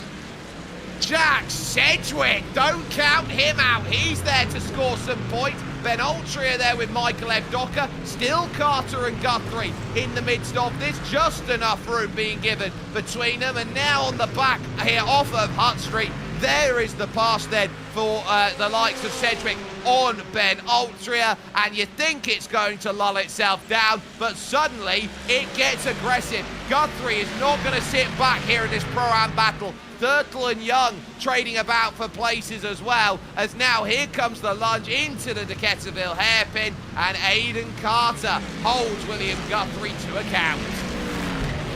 Well, just look at this. Almost 3 wide going into turn number 4. And I just can't believe we saw that. But then again, Sedgwick, he could stick that car almost anywhere and still make it out. He's going to make that pass, and you're going to make the move off of there as Davidson comes into the pit to serve the black flag. Yeah, he has to out there in this race. He's got no choice but to, and that will promote everyone up. Michael Evdoka also making progress. And remember, he was involved in that massive incident with James Boumé earlier on in this one. We still haven't seen the view from his driver view out there, which is a real shame. But now, here goes the side-by-side for 4th place. Anders Mira gets to the inside of Josh Boot, and that is a big pass with big points there for Anders, who, get this, hasn't won a single race all season. Gabrielson down to the inside now, also gets clearance. There's a lot of head scratchers on who we've not seen on the top step of the podium so far. Of course, Boumé leading with 2 wins so far on the year. Davidson 2 wins as well, but yeah, you see Mira with a big fat 0, McFarland with a big fat 0, Grabowski, who is your leader right now with a big fat 0, and there's still... Oh my goodness, it's close right now for second. I do want to go and have a look at what's going on here, because there was a little look at the inside at Wakefield Corner turn 4. And Nikolai Perlison is eyeing up second, and he's got to get this pass done cleanly and quickly if he wants to catch Grabowski. Young in for a splash. Feeling we'll see a lot of drivers who are coming in for the splash there. Oh, there's that moment you're talking about. Holy cow, was that close to that Mercedes losing the front end at the hands of a McLaren. Boy, it seems like F1's racing here already with a McLaren ahead of a Mercedes. And, oh, by the way, you got an Aston up front. Okay, no, not like that at all. Michael Gray gets a black flag as well. He hits the limit at 20, and so there's another one that can be added up to the mixture, and this is what you're finding. I don't think this is the sort of circuit today where you're getting a lot of 1Xs out there. It's one where I think the 4Xs are totaling up quite heavily as we've got 8.5 minutes to go. Yeah, that makes plenty of sense, and unless Poulsen can get around Watson, he's not going to have any shot at Grabowski in the waning moments of this race. Here comes Sedgwick into the top 10 as he gets around, sets his sights on Aidan Carter to get into 9th. But I've got to say this, you're seeing Guthrie really trying to harass the 11 of Sedgwick so far. I'll tell you who has had maybe a very underrated day today. It's Andy Archer, who's in 16th place, so some real credit to the way he's going. Easy pass down the inside of the Decaturville hairpin, and that is what we would call the bread and butter basics. Yeah, Andy Archer with a fantastic day. We haven't mentioned him too much. There's a lot of names, though, that we don't mention too much who are really making a mix for it. This isn't one of them. Sedgwick, over the past couple of weeks, has shown to be such a great racer. Here comes Poulsen. He's all over the back of that McLaren of Adam Watson. Now as they go through the park, he's got 2 great opportunities coming up. The first one heading onto that straightaway. Let's see if Poulsen is close enough. He's not close enough. He might show himself, and indeed, he is not going to, as Watson able to take that McLaren around for second place, but it's not going to be game over just yet for Watson, as he's still got to watch for that 242. A change for 6th as Jan Duffner moves up by Josh Boot. He's still got 15 seconds as Josh has now again. It's looking like there are places where the Mercedes is better than the McLaren out there, but the key is The McLaren's very good through these 90-degree corners. It can sit through a lot better as it goes through. Pearlison, I think, is a lot better at turn 1, turn 2, turn 3, where the higher body of that Mercedes is able to just take the lumps and bumps a bit better. Now on the straight run towards turn number 8 here. This is where Pearlison has got to stay close. And now a big defensive line set up by Adam Watson. Outside on the brakes isn't going to work for Pearlison. He's now going to try and cut back underneath, get a drive here to turn 11. But again, it's a short shoot run. He can't find the angle. Now he'll have to wait now to 14. Oh, I thought there's going to be a little bit of wall strike there by Watson as he goes just a little wide going into the park. Here comes the defensive line by both of those guys. Talk about how do you like it under 6 minutes left to go. And the sands in the hourglass are running out for Poulsen if he wants to battle for the lead at all. They are pushing each other. They are really tempting each other's fate at this point. Out to turn 3, onto Wakefield Road. Great line here, defensive by Adam Watson. He covers off Pearlison. Then in terms of what they look at here, Great Britain playing Denmark out then at this point. And so where are you going to go? Big defensive line at turn 6. Now it's going to have to be at 7. You start looking towards it here as they go onto Hutt Street. Lunge down the inside. Gives a bit of door. Gives a bit of wall. Now they're going to have to fight to turn 8. And neither of them, I think, are going to want to yield with 5 minutes left in this one. Watson's got the overspeed here. There's a tag. There's a tag. In the wall goes Watson. He keeps his foot in and he keeps the place. You madman. And Poulsen's going to take a deep breath and find another place to make a move. I swear, it's like they made these two out of steel because that would have ended in tears if it were any lesser driver. Still nose to tail heading through the park section, and we're going to have another look at what these two drivers can do. This time, Watson takes the normal racing line, as does Poulsen. It's 0.3 of a second separating the two of them. Grabowski's loving this battle, as now it's 3.8 seconds separating himself from these two. Now working their way through Senna as just look at how close he can get. Poulsen does. He tries to look to the outside. Bump, another rub.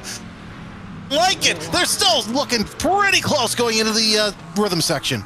This is what you have to do at a street circuit. You have to basically bump and run. And if you're trying to unlock a pass, you're doing it every time he's turned. And there goes Adam Watson into the wall. Pearlison did not have enough patience left. And Adam Watson now knows he's third. He's very much third out there at this point. But he is now going to be looking a little bit like a rampaging angry bull there as he was holding his line perfect. Take a look again here through turn 6, the Schumacher corner on the exit.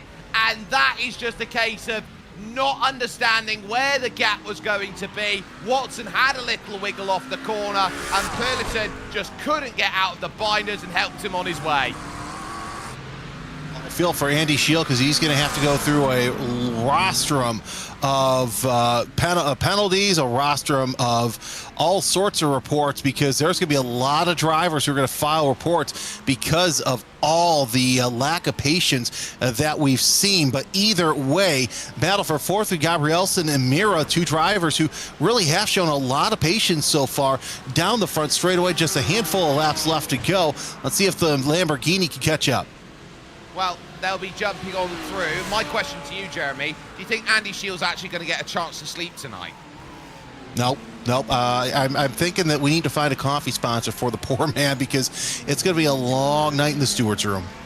Well, I would say he'll be looking around and he will be looking for the best beans that money can buy out there as the two teammates at RAA nose to tail here. Mira, who is piloting the BMW M4 Evo, the Lamborghini Huracan behind then of Leander Gabrielson, trying to figure out whether there is going to be a trade between them. If I was looking at these two, this stage of the season, the positions they are in the championship, I would say this is multi-20. Yeah, I think you're right. I think this is definitely a multi-20 situation, but we'll see if that happens or if they're just going to run line of stern for the next couple of laps. Because, yeah, like we have been saying, there have been some drivers who have not had the best of seasons, but Leander Gabrielson is not one. James Boomey is around, and that is important because he was being chased by Alexander Davidson out there. He has done it off the exit of turn 7 by the looks of things, and those are more critical places he'll lose out there as championship leader into today. Here's the replay with that, and yeah, just hits that exit rumble strip, and let's see what happens here. Oh, just on the gas too early. Oh, and then just with a contact into the wall to add insult to injury. So that car number 1 gets out there, and this is going to turn the championship on its head once again. It certainly will. This is going to be one of those where I think the end result isn't going to be reflective of where they finished today for many. Mira's still got the gap covered. Here to Leander Gabrielson. Josh Boot is going to be very happy with his placement out there. And Janis Schulte is still holding a margin of 5 seconds over Ben Cullen in 15th position. So with Schulte in 13th, he'll be very happy. The chase now through 12 into 13. Dancing about this section. There they are. Cullen having to also think about things at this moment, as I think he's he's in Pro-Am colours on our graphic here, so I think he's actually, it's a much larger gap for Janis Schulte, and I'll correct myself again, I keep finding myself doing that out there because he's not changed with what he's got in sim. He's labelled as an AM. That will go all the way back to Dean Timms then.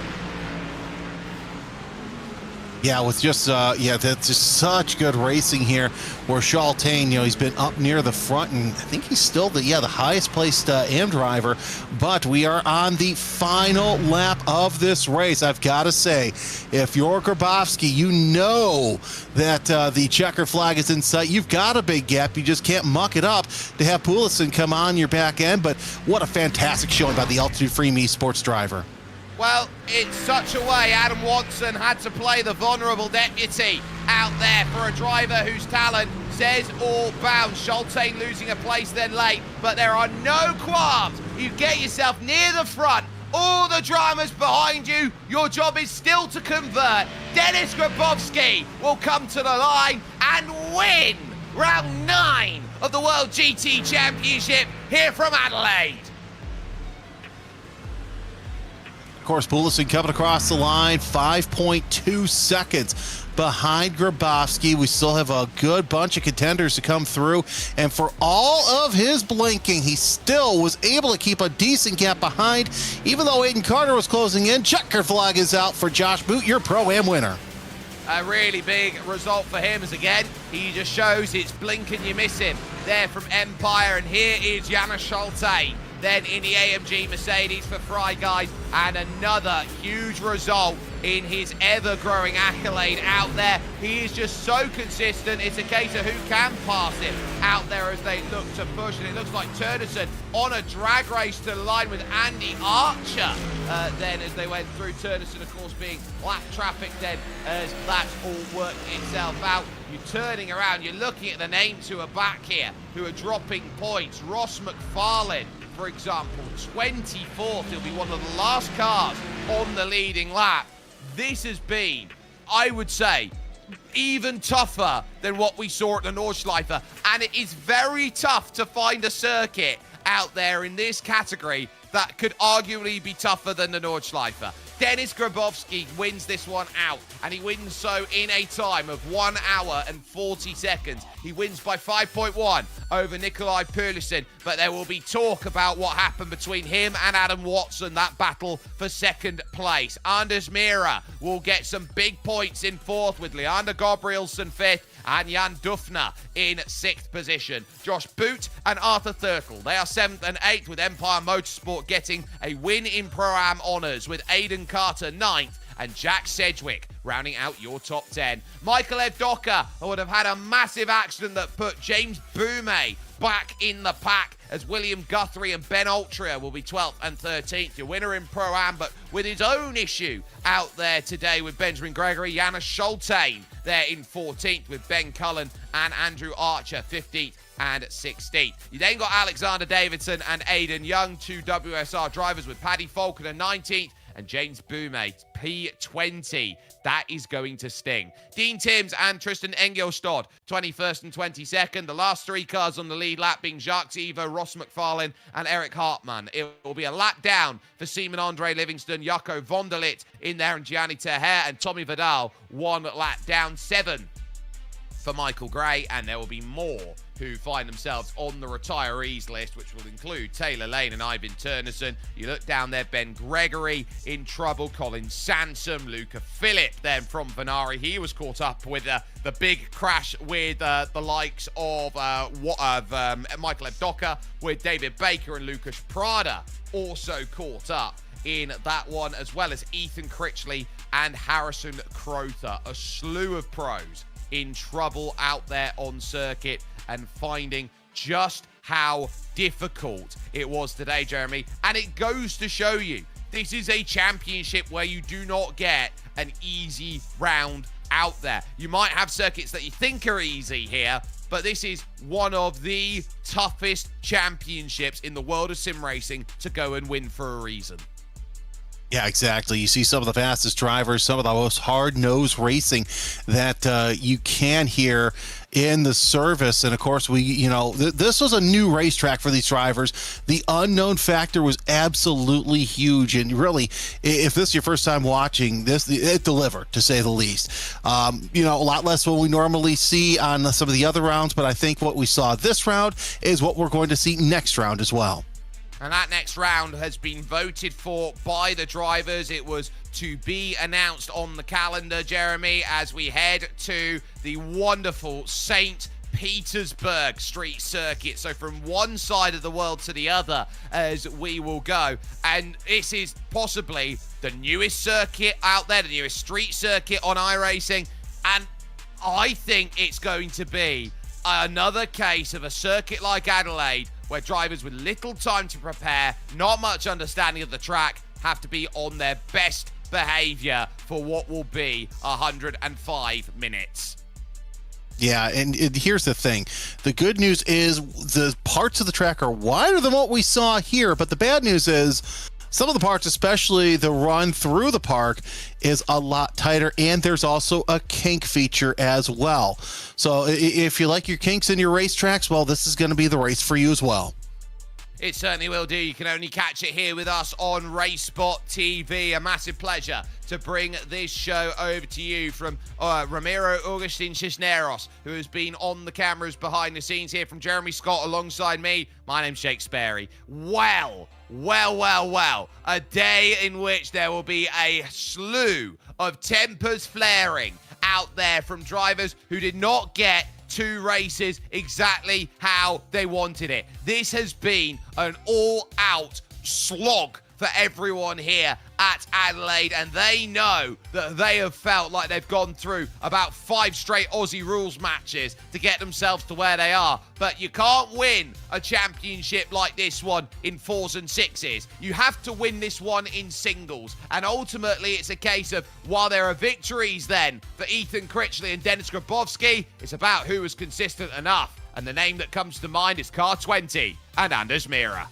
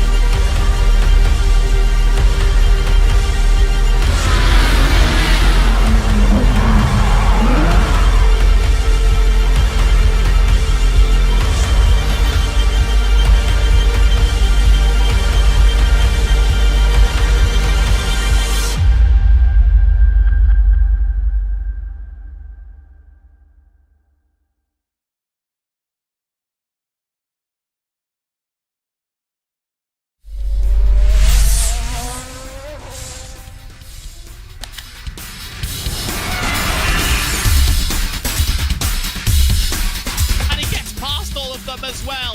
What a move from the 48. Oh, look at this, and onto the straight they come.